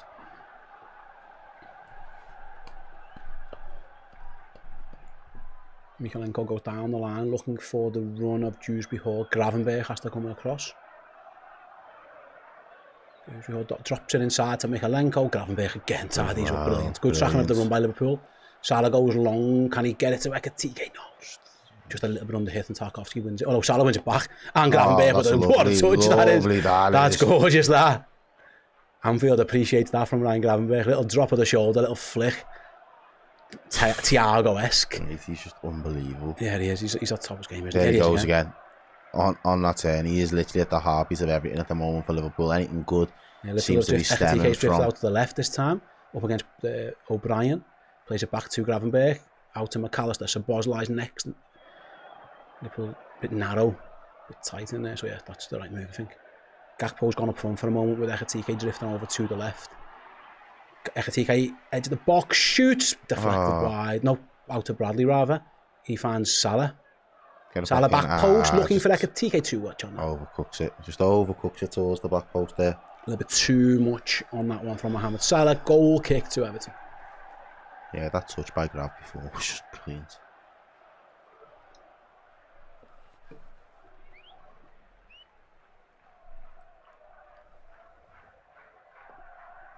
Liverpool got Alexander Isak, Florian Wirtz, both warming up. Everton will give it away. Oh, so Liverpool. Alexis McAllister's touch was a poor one. Here's and Die looking for the ball to the right. From the right, rather. Here he is. There he is now, just drifting. He plays it back, though. And Liverpool have got everyone back in some type of shape to defend. Michalenko is going to play it over to Jack Grealish. There he goes again. Grealish and Bradley. Michalenko's there. If Grealish wants to use me, doesn't he? Goes back to Garner Gay. He switches it. Out now. O'Brien there on the ball. Tarkowski. With Tarkowski from distance. Is he going to have a shot? No, he plays a little 1-2 on the edge of the box. Here's Grealish again now. Grealish down his line to Michalenko. Fires it across goal. Dewsbury Hall shot is blocked. Dealt with by Konate. Yeah, good defender by Liverpool. Everton having probably their best spell so far at the second half there, playing the ball. Again, it went backwards a few times, but they did push it out to the wide areas. Liverpool felt like they had enough men to control most of that, though, didn't they, at times? Yeah, we contained them. Yeah. Definitely, I'd say we contained them in that attack, but I think, again, Everton growing the confidence there by being able to get the foot on the ball. And they have to push men forward, they're 2-0 down, you know what I mean? They can't. Facts. Yeah, they've got to. Big facts. There's Michalenko, so you're going to just whip one into the box. And it goes, and it's Konate's header. Can Ekatike make that stick? He's done really well. Can Liverpool counter? It's going to be a chase on. Yeah, it's going to be a chance here. Gakpo's pass is blocked, but Liverpool have still got it. It was the right option. Men over. It's Mo Salah. Takes a touch. Shoots. Saved. Tame effort in the end there by Good Salah. first touch, but the shot was just a little bit weak on the break, and that's what Everton are going to have to leave themselves exposed to. But here they come again on the counter to Liverpool's counter with Grealish against Bradley. Bradley does well. Just put a foot in, just really put a stop to that nice and early. None of that. No fucking about. Good touch by Salah again. A big long ball. Just on the outside of his... Could he have passed it? No, there's no pass. There's no... Yeah, you just try and... He's got 2 men on. He just needs to get a better, stronger connection with the ball. Yeah. Here come Everton into Barry. There's a little 360 roulette turn towards the corner flag. And finds Garner and Grealish. Garner there with the ball. Right, come on. Dewsbury Hall. Everton have got plenty of men forward now Keane. again. Michael Keane on the ball there now. Jarkowski. They've pushed their defenders right up the pitch now. This is Everton trying. Kirkus kind of wins it off and die, but doesn't properly. The ball loops up and Alisson claims well. Yeah. Gakpo getting back to defend. And he's going to go long, Alisson. He looks for a counter. He's looking for Ekatike, but Tarkovsky gets back. Can Liverpool win those seconds? They can. Oh. Play on, we'll play on. Yeah, we'll play on, but that's a naughty one, that though. Conor Bradley was far, but Salah has the ball, so Liverpool will... Did he take the free kick? No. Just keep the ball. How long before you start to consider? I don't think why. I don't at this moment. Again, it's fitness related, isn't it? But there's no need to do nothing madly different yet. No, I agree. But at some point they will. Yeah, would you leave it to like the 70th minute, or would you try and get them on a little sooner than that? Who are you thinking? I'm thinking Vertonese, mate. Yeah. I'll be okay with Ekatike for now. Here's Grealish. Yeah, same. Up against Bradley again. This time he goes towards the byline. Deep. And die to Garner Gay, and Everton have scored. And I told you, the next goal in this game is the fucking big one. And Everton have been bubbling under. We contain them for about 3 to 4 minutes, but they have struck back, and it is Liverpool 2, Everton 1, and that is actually a really smart fucking finish. It's a very good goal by Idrissa Gueye. Good finish. He made a meal of one in the first half. This time Grealish just gets to the byline, gets a yard away from little Bradley. Touch by and die, and it's a good finish by Grealish. It's a good goal for Everton. It's fucking brilliant. It's a good Everton goal. It's past Alisson. Kirkus goes down. He's saying he's Barry, fired. I didn't see what happened to him, but it's a good finish by Garner Gay. And there's a game to be had. Yeah, Everton have been on the ball for the last 10-15 minutes, like I was saying, and it's 2-1 in the derby. We've been here before, 2-0. Let's not do the same again, boys, for fuck's sake. Everton had to get the next goal, like Errol said, to be in the game, and they did. I wasn't advocating for them to get No, the next goal by any I means. know, I was you just didn't want it, saying. but yeah. And Liverpool have got some work to do. Alisson plays it long. Everton lose out. Liverpool with Kirkes. Throw into Everton. Yeah, Liverpool are having... Maybe now is the chance for subs, as Everton's fans come to life. Throw me under the bus there. Errol said that Everton would get the next goal. No, sorry. Errol, you said Everton need to get the next goal to make it a game. Yeah, you do. And they have. I said 3-1 though. So I'm on for my score prediction. You did, yeah. I'm on for me... Jones and Wirtz. Jones and Wirtz first. If you want to keep the ball, they're your two best players to keep the ball, I suppose. Yeah, okay. Wirtz will go left winger, but yeah. For Gakpo, yeah. Yeah. Means Ekatike's probably got another 10 minutes left. There or thereabouts. Subs are needed. No, Everton aren't scoring again. They've got the consolation. Liverpool are going to run riot now. I hope you're right, buddy. Here we go, Liverpool then back underway with Alisson Becker, ball at his feet. Little dink inside to Gravenberch, to Virgil. Liverpool need to get the ball again. Michael Keane would have more of the ball and on the edge of our box than we give it. Liverpool give it away. Get lucky. Fall to Virgil van Dijk. Suppose asking for it, but Virgil decides to go long. Can we win the second with Ekatike? He does. Oh, sorry. Him and Gakpo's not on the same page. They're not really. And Everton have had their tails up. Their link up isn't as intricate as you would have liked. Yeah. Everton now do seem to be the team with a little bit of momentum. Trying to play the football forward a lot quicker than they had in the first half. Liverpool are going to win a throw in, surely. The ref did not go back to, the one who crunched Bradley before. The ref hasn't gone back and said, brandish the card or anything. It's Wirtz for Gakpo. Yeah, on that left-hand side. Who do you reckon? Jones? Macher, maybe? I think Macher, yeah. We'll find out. It would make sense. Florian, get in the mix there, lad. Yeah, Macher's already walking over. And it looks like it's going to be Alexis McAllister coming off in place for Curtis Jones, ladies and gents. So they're the first two substitutes that Arne Slot looks to make, opting for hopefully a little bit more control in that midfield, and then hopefully inspiring a little bit more link-up play from that left-hand side with Florian Wirtz.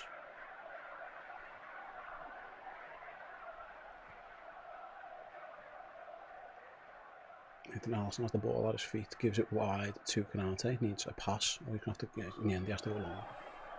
Towards Salah, nice. But Salah ends up throwing to the Blues. It was a good goal from Evan, it's worth mentioning. I don't think Liverpool defended that particularly badly, really. No, it was just a really good goal. I think Bradley could probably get a little bit tighter but you don't want to get tight to Grealish, that's the problem. You make him want to pass that, you don't want him to beat you. And I don't know why Kirkes fell on I don't know exactly what happened, but it was a good goal, a good finish. Liverpool, yeah, they're not great at 2-0.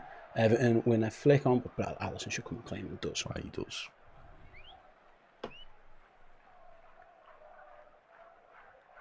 Curtis Jones' first little touch on was a good one. Play. Kanate's pass. Liverpool need to wake up here. Arne Slot just give him a little. Come on. And you mentioned before about that complacency thing. Do you think I don't think it was complacency, mate. I don't know. Yeah. Well, I was saying in the last we haven't really replied to going to conceding the goal. No, it's been a bit anywhere near what you would have expected. You don't look hurt by it or inspired to go again. It's I don't know. To be honest with you, I don't know what it is. It's hard to put your finger on, but it keeps happening. So there's definitely something. Anyway, Liverpool, there you go. Ekatike, Kirkes, come on, Liverpool. Szoboszlai was the one open there, you know. Big ball, deep towards the back post to Szoboszlai, knocks it down. Going to be a corner to Liverpool. It got there in the end. Yeah. He's giving him... Szoboszlai was just trying to find Salah with a little layoff, and Michalenko did well. And Liverpool going to have the corner. Doing it the hard way. Yeah, we're still 2-1 up, guys. We're still winning. Yeah, but you're right. It just means what, nearly 4,500 of you watching. We've got 2k likes. We might need 2.5. We're about to see Alexander Isak soon. I think he's just been told to get ready, it looks like. But for now, Szoboszlai's corner goes low, clear by Everton to the edge of the box. Goes back out to Szoboszlai. Get a second bite at it if he wants. Now he goes back instead to Gravenberch. Does he want to cross? Nope. He's going to give it to Bradley. Now Liverpool switch it to the other side. No, they haven't resorted to just swinging it in yet. Are they going to do it now? Gravenberch from deep, looking back post for Van Dijk. Everton get the flick on. It's going to be a Liverpool corner. Yep. Back for another corner. And I don't mind a bit of possession down here. A little bit of respite, mate. There was too much Everton on the ball for my liking. And Dominic Szoboszlai is going to go over and take the corner from the other side.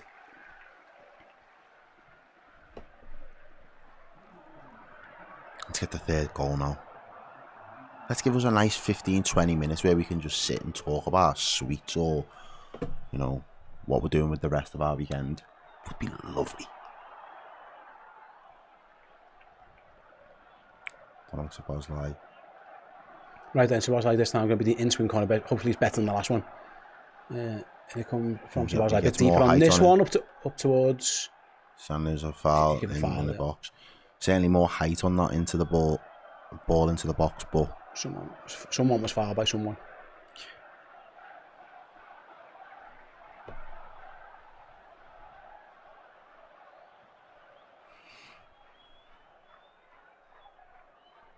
Right then, Jordan Pickford free kick in his own penalty area. Is he going to play out, or he's going to try and play out with Garner again? Liverpool will try and press Tarkowski, ball down the line. It's flicked out of play, Liverpool throwing. Surprised Everton tried to play out there. Liverpool are about to introduce Alexander Isak into this game. Not a bad sub to bring on, you'd guess. No, not at all. Not at all. That could be the end of Hugo Ekatike's afternoon. As it stands, he's currently the match winner for Liverpool. Play. Good ball Well by played. Canate through to Conor Bradley. Where's his take it? Ref. Ref. Good feet by Bradley there, though. Yeah, ref Liverpool play short. Here's Florian Wirtz. 3 men tackle him. Ref doesn't give a foul. Wirtz goes down, no foul given. The camera didn't really show too much on that. Kirchhoff's battles with Ndai, and he goes back to his goalkeeper, who just kicks it as high and as far as he can. Talk. Canate did, but Everton win the second ball. And there's Jack Grealish.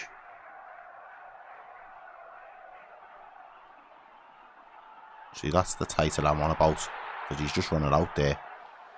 Lad, he's just running out. It was a throw-in. It was, I know it was. But he was a little bit tighter to him there, Bradley. He forced him into making the mistake there, Grealish. And... Did it go out? Yeah, there. Yeah, it's out. It's out. Were you giving a corner for? The ball was already out. And then throw into Liverpool just right by their own corner flag in front of the Everton fans. Isak waiting to come on. Is he coming on? Yeah, they're going to do it now. Yeah, it is what we thought. Hugo Ekitike. Liverpool's goal scorer goes off.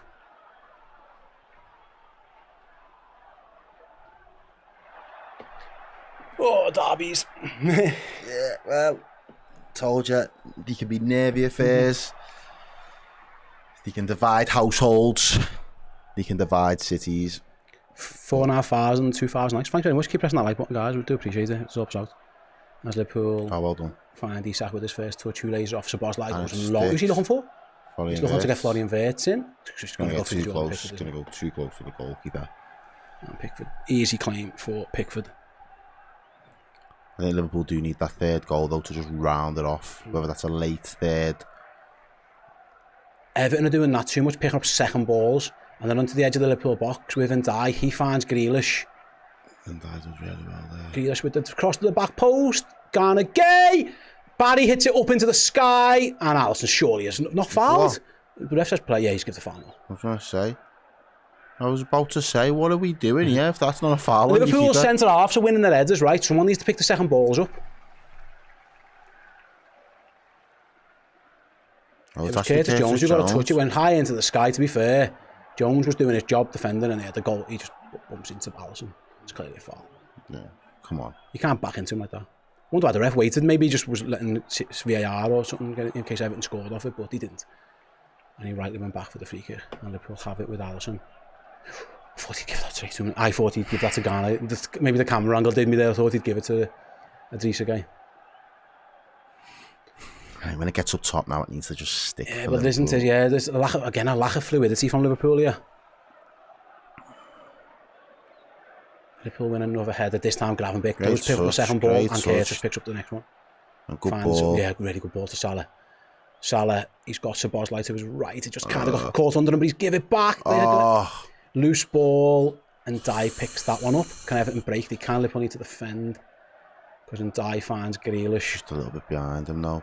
Grealish manages to make the most of it. And he's going to get a free kick. Yeah, Szoboszlai will take the yellow for that.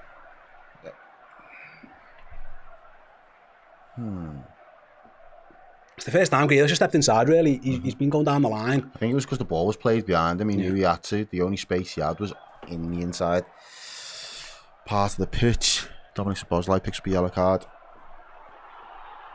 Everton have played a lot better so far in the second half.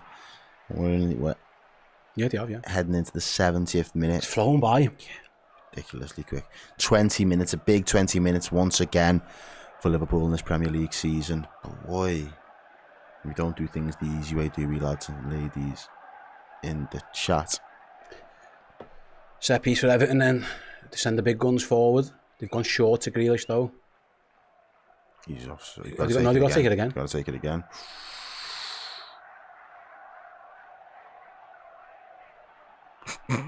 David Moyes wasn't happy. No. Not at all. Everton wanted to give it to Jack Grealish. I'm sure the ref hadn't blown his whistle. He has now. Yeah, Everton know what they want now.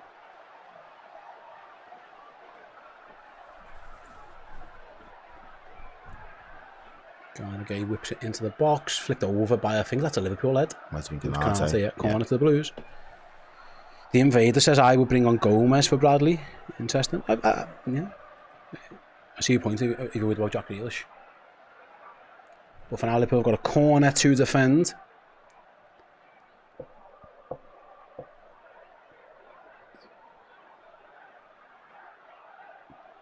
Once again, Everton have crowded the 6-yard box.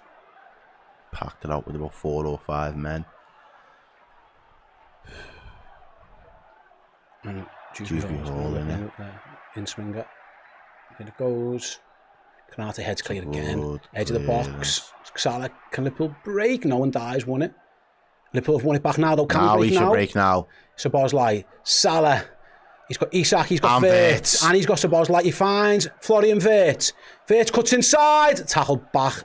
Well, James Tarkowski, good defending by Everton's captain. Wirtz didn't do a lot wrong. He sent the first defender for the Echo. Sends him sliding, but it's a good challenge on the rebound from Tarkowski. Yeah, because Mikalenko jumps in, and yeah, it's good defending by Tarkowski in the end.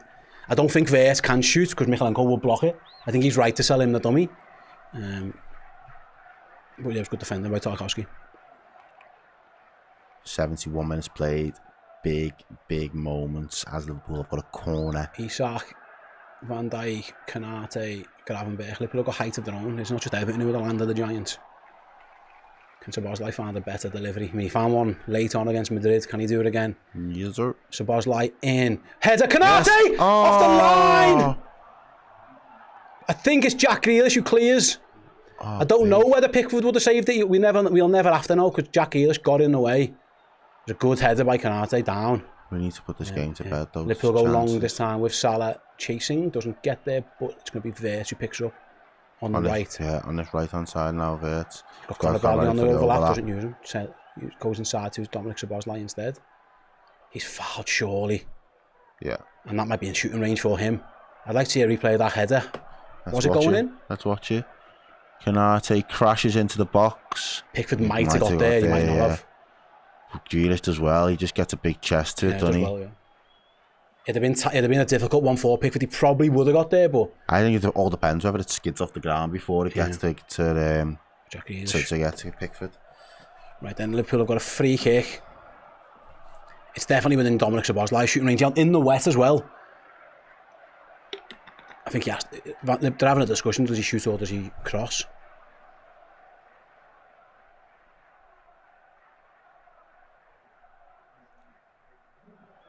Said that though, this will have been down to Everton's game plan no matter what. Get to 70-75 minute mark, be a goal within a goal of the game,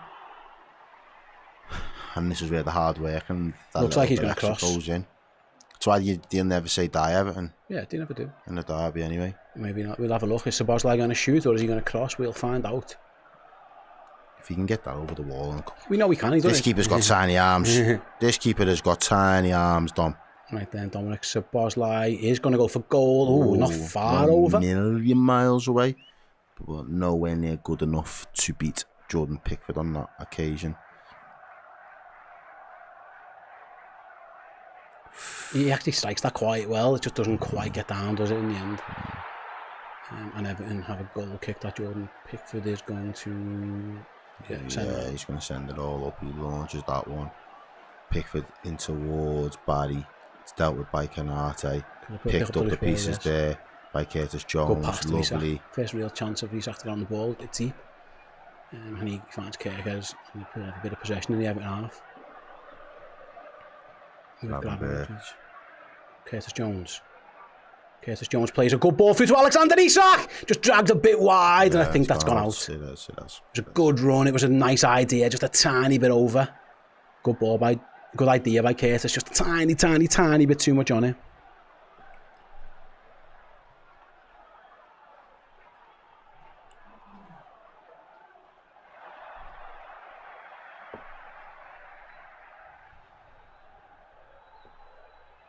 Liverpool have been a bit better last 5, maybe better in terms of they haven't been bombarded, which they were getting for a while. Yeah, maybe the subs have made a difference a bit. Yeah, we've got back on the front foot. I think the subs have done all right as well. Yeah, I think Florian Wirtz had a couple of moments. Curtis Jones has played a few nice passes. Great header by Virgil. Winning the ball. And good touch by Salah. Surely fouled. Surely there's a foul there, ref. Come on. Who was it? It was Mikalenko again. Liverpool take it quickly. I'm not sure we need to do that, but fair enough, we will. Inverts. Goes for the cross, but there's no one there. Mikalenko spoons it behind. And Liverpool end up Probably could have left there, but he wasn't aware. Get gifted the corner. Can Liverpool punish Everton now? So, as it stands, it's still... As it stands, it's still 2-1, 75 minutes played. Dominic Szoboszlai's walking right, over. let's get a goal off this corner. Get your Dutch flags in the chat now. One of our Dutch lads can score here. Or a Sweden flag. Whoever you think's going to score off this corner, throw their flag in. Flag it.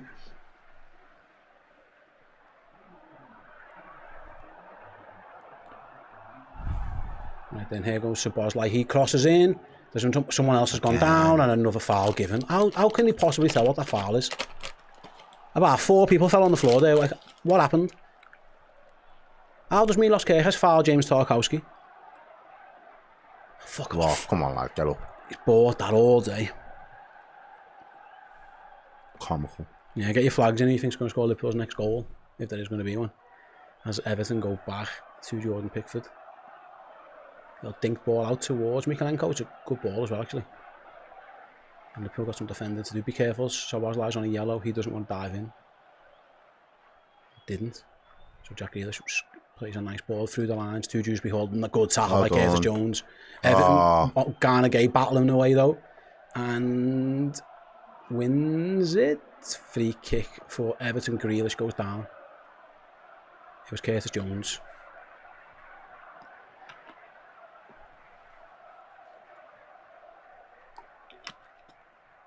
A bit scrappy there, didn't it, in the midfield? Mm-hmm. Breaks down a little bit. And Everton are going to allow themselves to get men forward, put more pressure on Liverpool's box. Liverpool got some defending to do. And it looks like they've played it quick once again. Liverpool tried to, and again, the ref has pulled it back. Who's he booking now? He's booking someone from this Everton side for Dewsbury Hall. I don't know who's booked. Dewsbury Hall. Yeah. There we go. Once the ref says I'm blowing my whistle, you have to wait for the whistle. If you want to take a quick free kick, you have to take it. But once the ref says wait for the whistle, you have to wait for the whistle, and that's why Dewsbury Hall's been booked. David Moyes doesn't like it. But them's the rules, baby. Them's the rules. And he's still taking it short. Dewsbury Hall's on the ball now. He goes backwards. He goes out. And again, dinks into the box.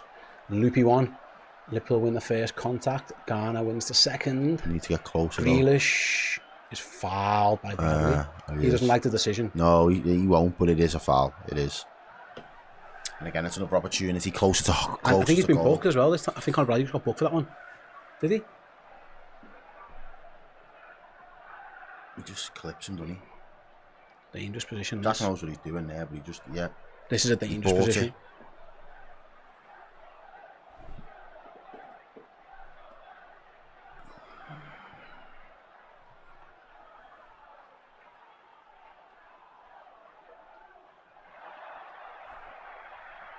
Liverpool have got some defending to do. We're going to have to stay switched on. These are the areas, I'll be honest, that have always given me a little bit of anxiety when we have to defend these kind of positions from free kicks. I'm really going to want to shoot, but you're not going to try and put as much pressure towards Alisson's goal as possible. James Garner goes for He does go to something. shoot any, yeah. Don't know what he's looking for there, but it's poor, and he'll take that goal kick for Liverpool.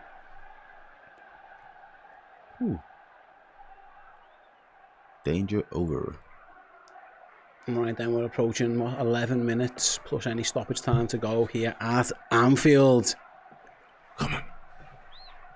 And Liverpool have a goal kick. Alisson goes long. 85,000 of you watching with us as well. Big up yourselves. Thank you very much for getting involved. Did we get to 2,500 likes? No. Wow, miles away from 2,500 likes. Which means you lads have got, and girls have got some work to do.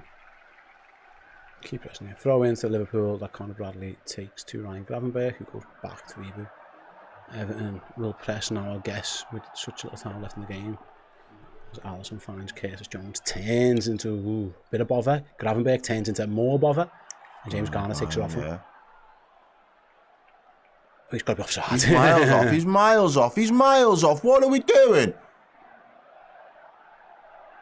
offside given against Barry. It was Liverpool just give the ball away a bit cheaply there, but Everton, Barry was miles offside. When Gravenberch really does it happen, but he turned himself into that's rubbish from Everton. Everton's attackers, 2 of them, about 4 yards offside.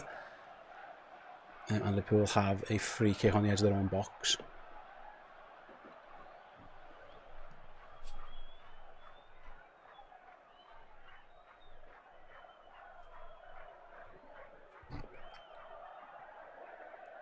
So what's like flick is can he Bradley keep it, and he does well to keep that in and find Mo Salah, and Liverpool have the possession in Everton's half with Gravenberch. This is where Liverpool tend to start scoring goals now. We've hit the 80-minute mark. Verts loses out though, and he's going to get booked for that. Yep, he will. Free kick for Everton on the halfway line. 9 minutes plus stoppage time to go then. Oh, I shouldn't be this nervous, man. I hate fucking hell.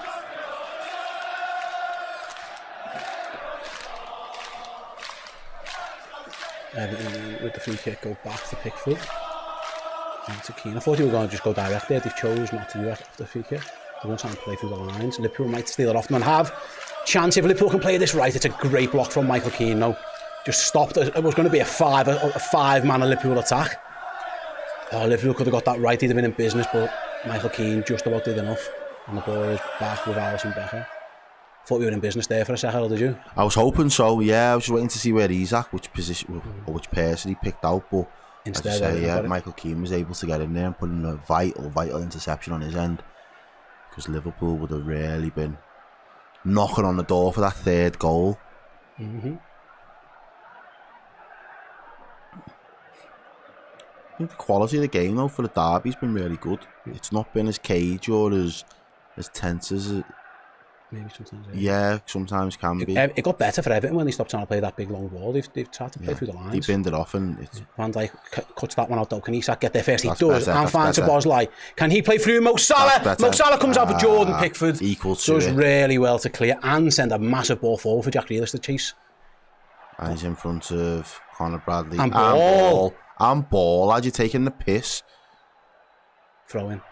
He unballed that. He blatantly unballed it. Got lucky not to get booked for that.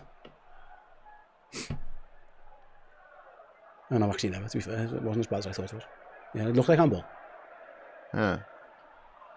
They give a throw in anyway. It looked like it should have been a free kick, shouldn't it?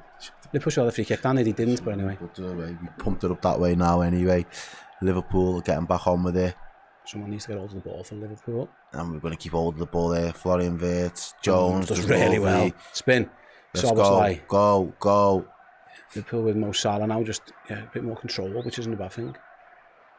And Curtis Jones plays a lovely ball through to Florian Wirtz into the box. He lays it off to Szoboszlai.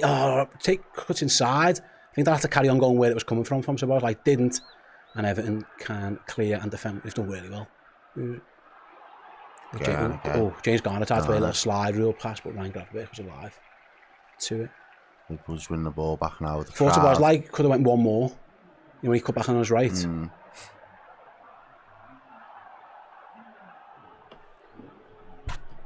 then here's Curtis Jones down the line looking for Alexander Isak. Too much on it again. And Jordan Pickford gets this. Right idea from Curtis, just didn't quite get it. Everton are going to bring on Alcaraz in a moment. A bit more attack and threat for the Blues as they play again to integrate Jack Grealish's feet. Canate does well. Does really well. Just cut out the pass towards Barry. There's Bradley. Throw into the Reds. Now we'll Everton make their changes. Looks like it's going to be a double change actually. Heavy legs now setting in for those Everton lads. Are they going to wait or are they doing it now?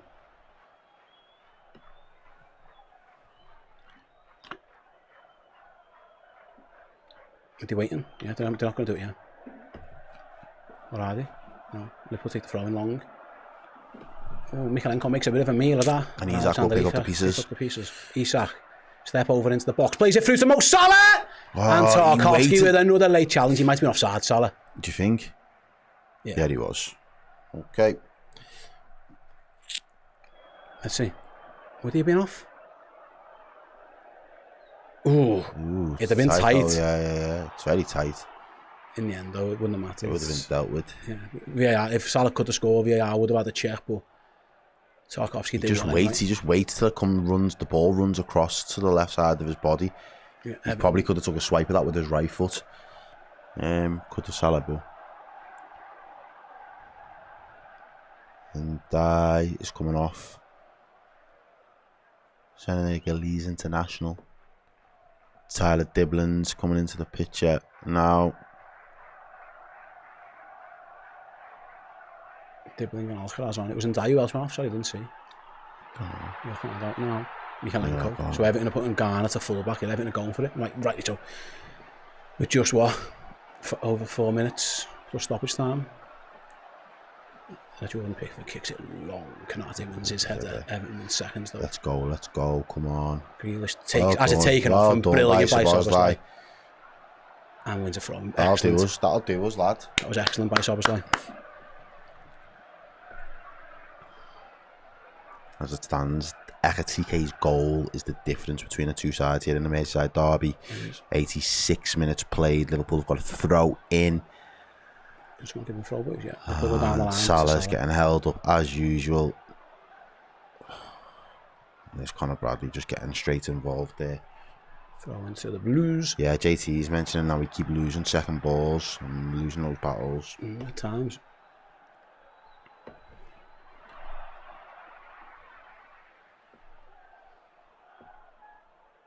Right then, Liverpool have the ball back with Virgil van Dijk and Milos Kerkez, and now the goalkeeper. Where's he going to go? He's going to kick it towards the right wing. Szoboszlai flicks that on. I think he could have left that for Bradley. It didn't. Michael Keane's played a good pass through. Here's Tyler Dibblin with his first touch. Finds Grealish. Very similar players, aren't he? Yeah. Good defending. Well done. Liverpool have done well there. It was Gravenberch again. It was. Gravenberch finds Szoboszlai. No, Garnegay takes off. Danger signs here for Liverpool now. As Jack Grealish on the edge of the box, plays it round the corner to Garnegay. Plays it inside. Bradley does well. Come on, Reds. Get out. Give it a hand, boys. Got to defend this now. Come on, boys. Corner cross is going to come deep. Kerkez does really well. But it's going to be an Everton throw-in. Yeah, it is. And it's probably going to be one that gets launched into the box, and Liverpool have got to be on their toes for this now.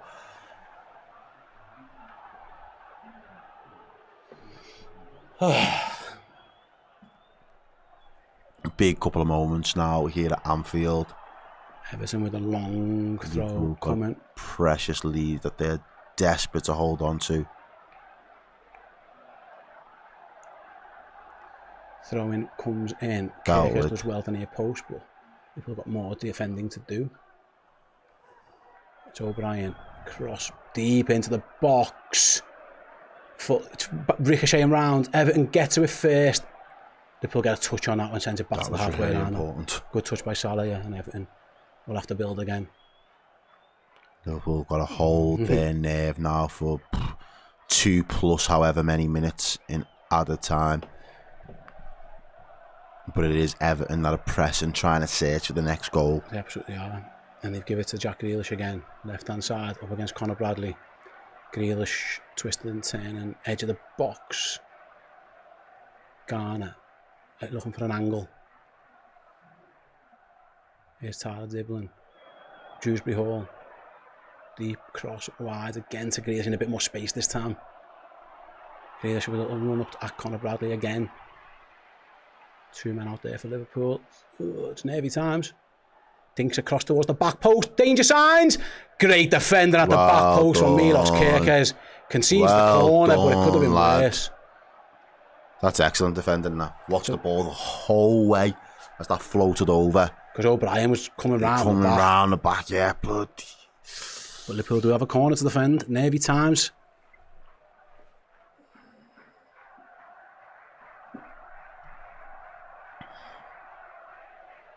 Keane's trying to manhandle Vert there. They're going for the deep one to Jack Grealish on the volley. That'll do us. That'll do. I'm amazed they've tried that at this time. I'm glad they did. Take your time. They loaded the box. It was a set piece. They were trying to get the spectacular for Jack Grealish.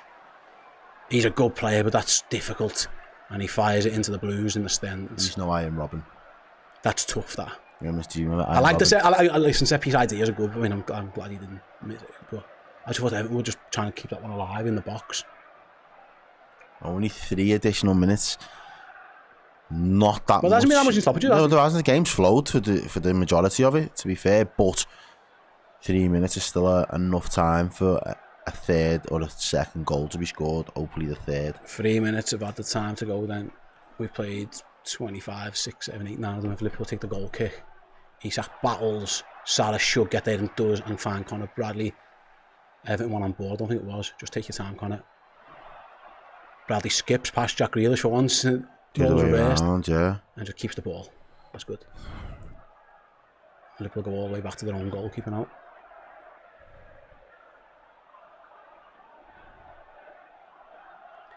Ryan Gravenberch just webs that one forward. Everton make a bit of a meal of it, and Florian Wirtz picks up man on. Yeah, does well. Mine's Kirkers. Let's go, Curtis Jones on the ball there. Verge. Wirtz. Let's go. Go on, lad. Florian Wirtz. Alexander Isak. Dominic Szoboszlai into the box. Corner. That'll do. Take it short and just keep it by the corner flag. Or just try and get it into the box. Yeah. I don't think you need to overcommit, to be honest. Everton have got a man down off the block. I think Garner. I think he got cramp.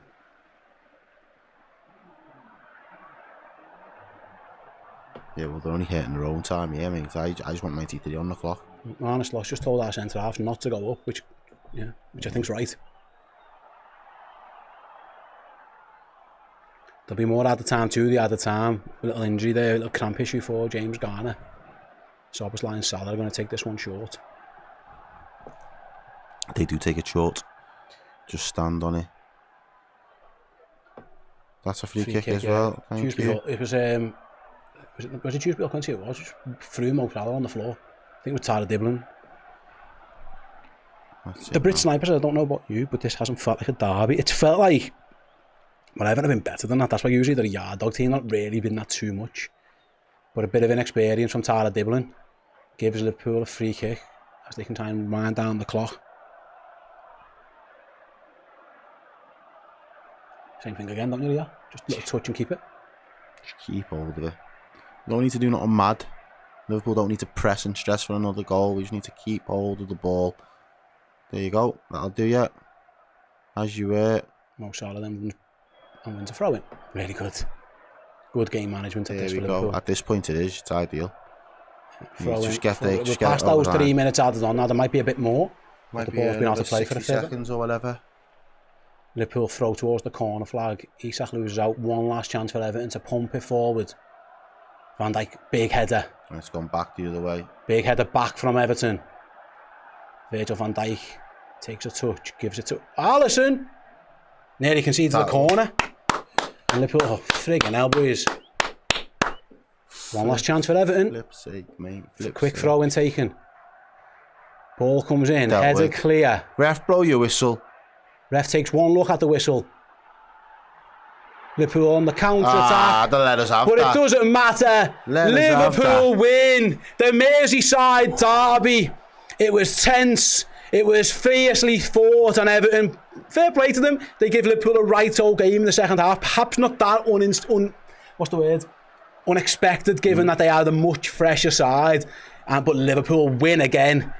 Mohamed Salah setting up Ryan Gravenberch for the first. Ryan Gravenberch setting up Hugo Ekitike for the second. He's Liverpool's match winner. Second half was Everton. Idrissa Gueye scores a very good goal. And Everton pushed. They didn't create too much though. And Liverpool hold on in the end for another 3 points in the Merseyside derby. That was fiercely competitive. And very, very rarely, Errol, will you play an Everton team who attack like that. Like I say, I do believe David Moyes is happy with the amount of added on time. I think it was fair because given how the game flowed, that was tough. It was a tough game, but I expected Everton to. People are getting yellow cards and that now. Jack Grealish, I think it's just been. He needs to walk. He needs to just walk away now, doesn't he? The game's done, lad. Just get off. But yeah, the way I see it, there's moments like in games like that where I think Everton, you've just got to win because Everton again, tricky customers. You've got to good bit of form at the moment. They've got a little bit of momentum. They've got belief that they can play a bit of football as well. And I think you was absolutely spot on in your assessment. Whenever he was going route one, trying to be playing better, direct balls, it wasn't sticking. He didn't have players close enough around him to really build any intricate link-up play with. As soon as Everton got the ball on the deck and started playing and started, utilising the strengths of Dewsbury Hall, Jack Grealish, they started to get a little bit more joy and a little bit more possession in the game. And Liverpool, right, was 2-0 up at that point, but Everton were kept going. And I said to you, Everton will be the side that keep going right up into the 90th minute because of the type of game it is, because it's a derby, because it's us. And we'd have to do the same if the odds were in our favour. I just thought Liverpool's game management, especially towards the last 15 minutes of the game, was probably the best game management we've done so far this season, given the fact that Everton were only 1 goal away from causing a bit of an upset and then Liverpool needing to go again. But in terms of Liverpool managing it, I think early parts of that second half, the loose balls and the second balls that Everton were winning seemed to help Everton get that momentum. It was nervy, all right. What I would say, Alisson wasn't making saves. No. You know what I mean? Like, Everton had a lot of the ball and Liverpool, they looked like a bit tired and they looked a little bit over the place. But Everton had 2 shots on target in the whole game. One's a really good goal. Yeah, and the other one, Alisson, it was comfortable for him, really. There was no, Liverpool just about defended well. And like I say, Ekatiké's the match winner. We do need to, mate, name our man. So yeah, let's have a chat about who was our man of the match.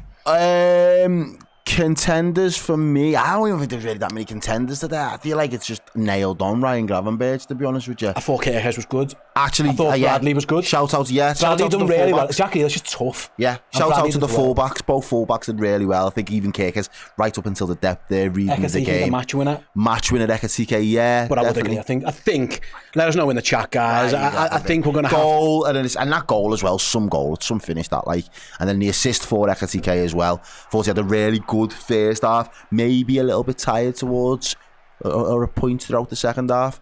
But yeah, I think he's been one of, if not Liverpool's best players so far this season.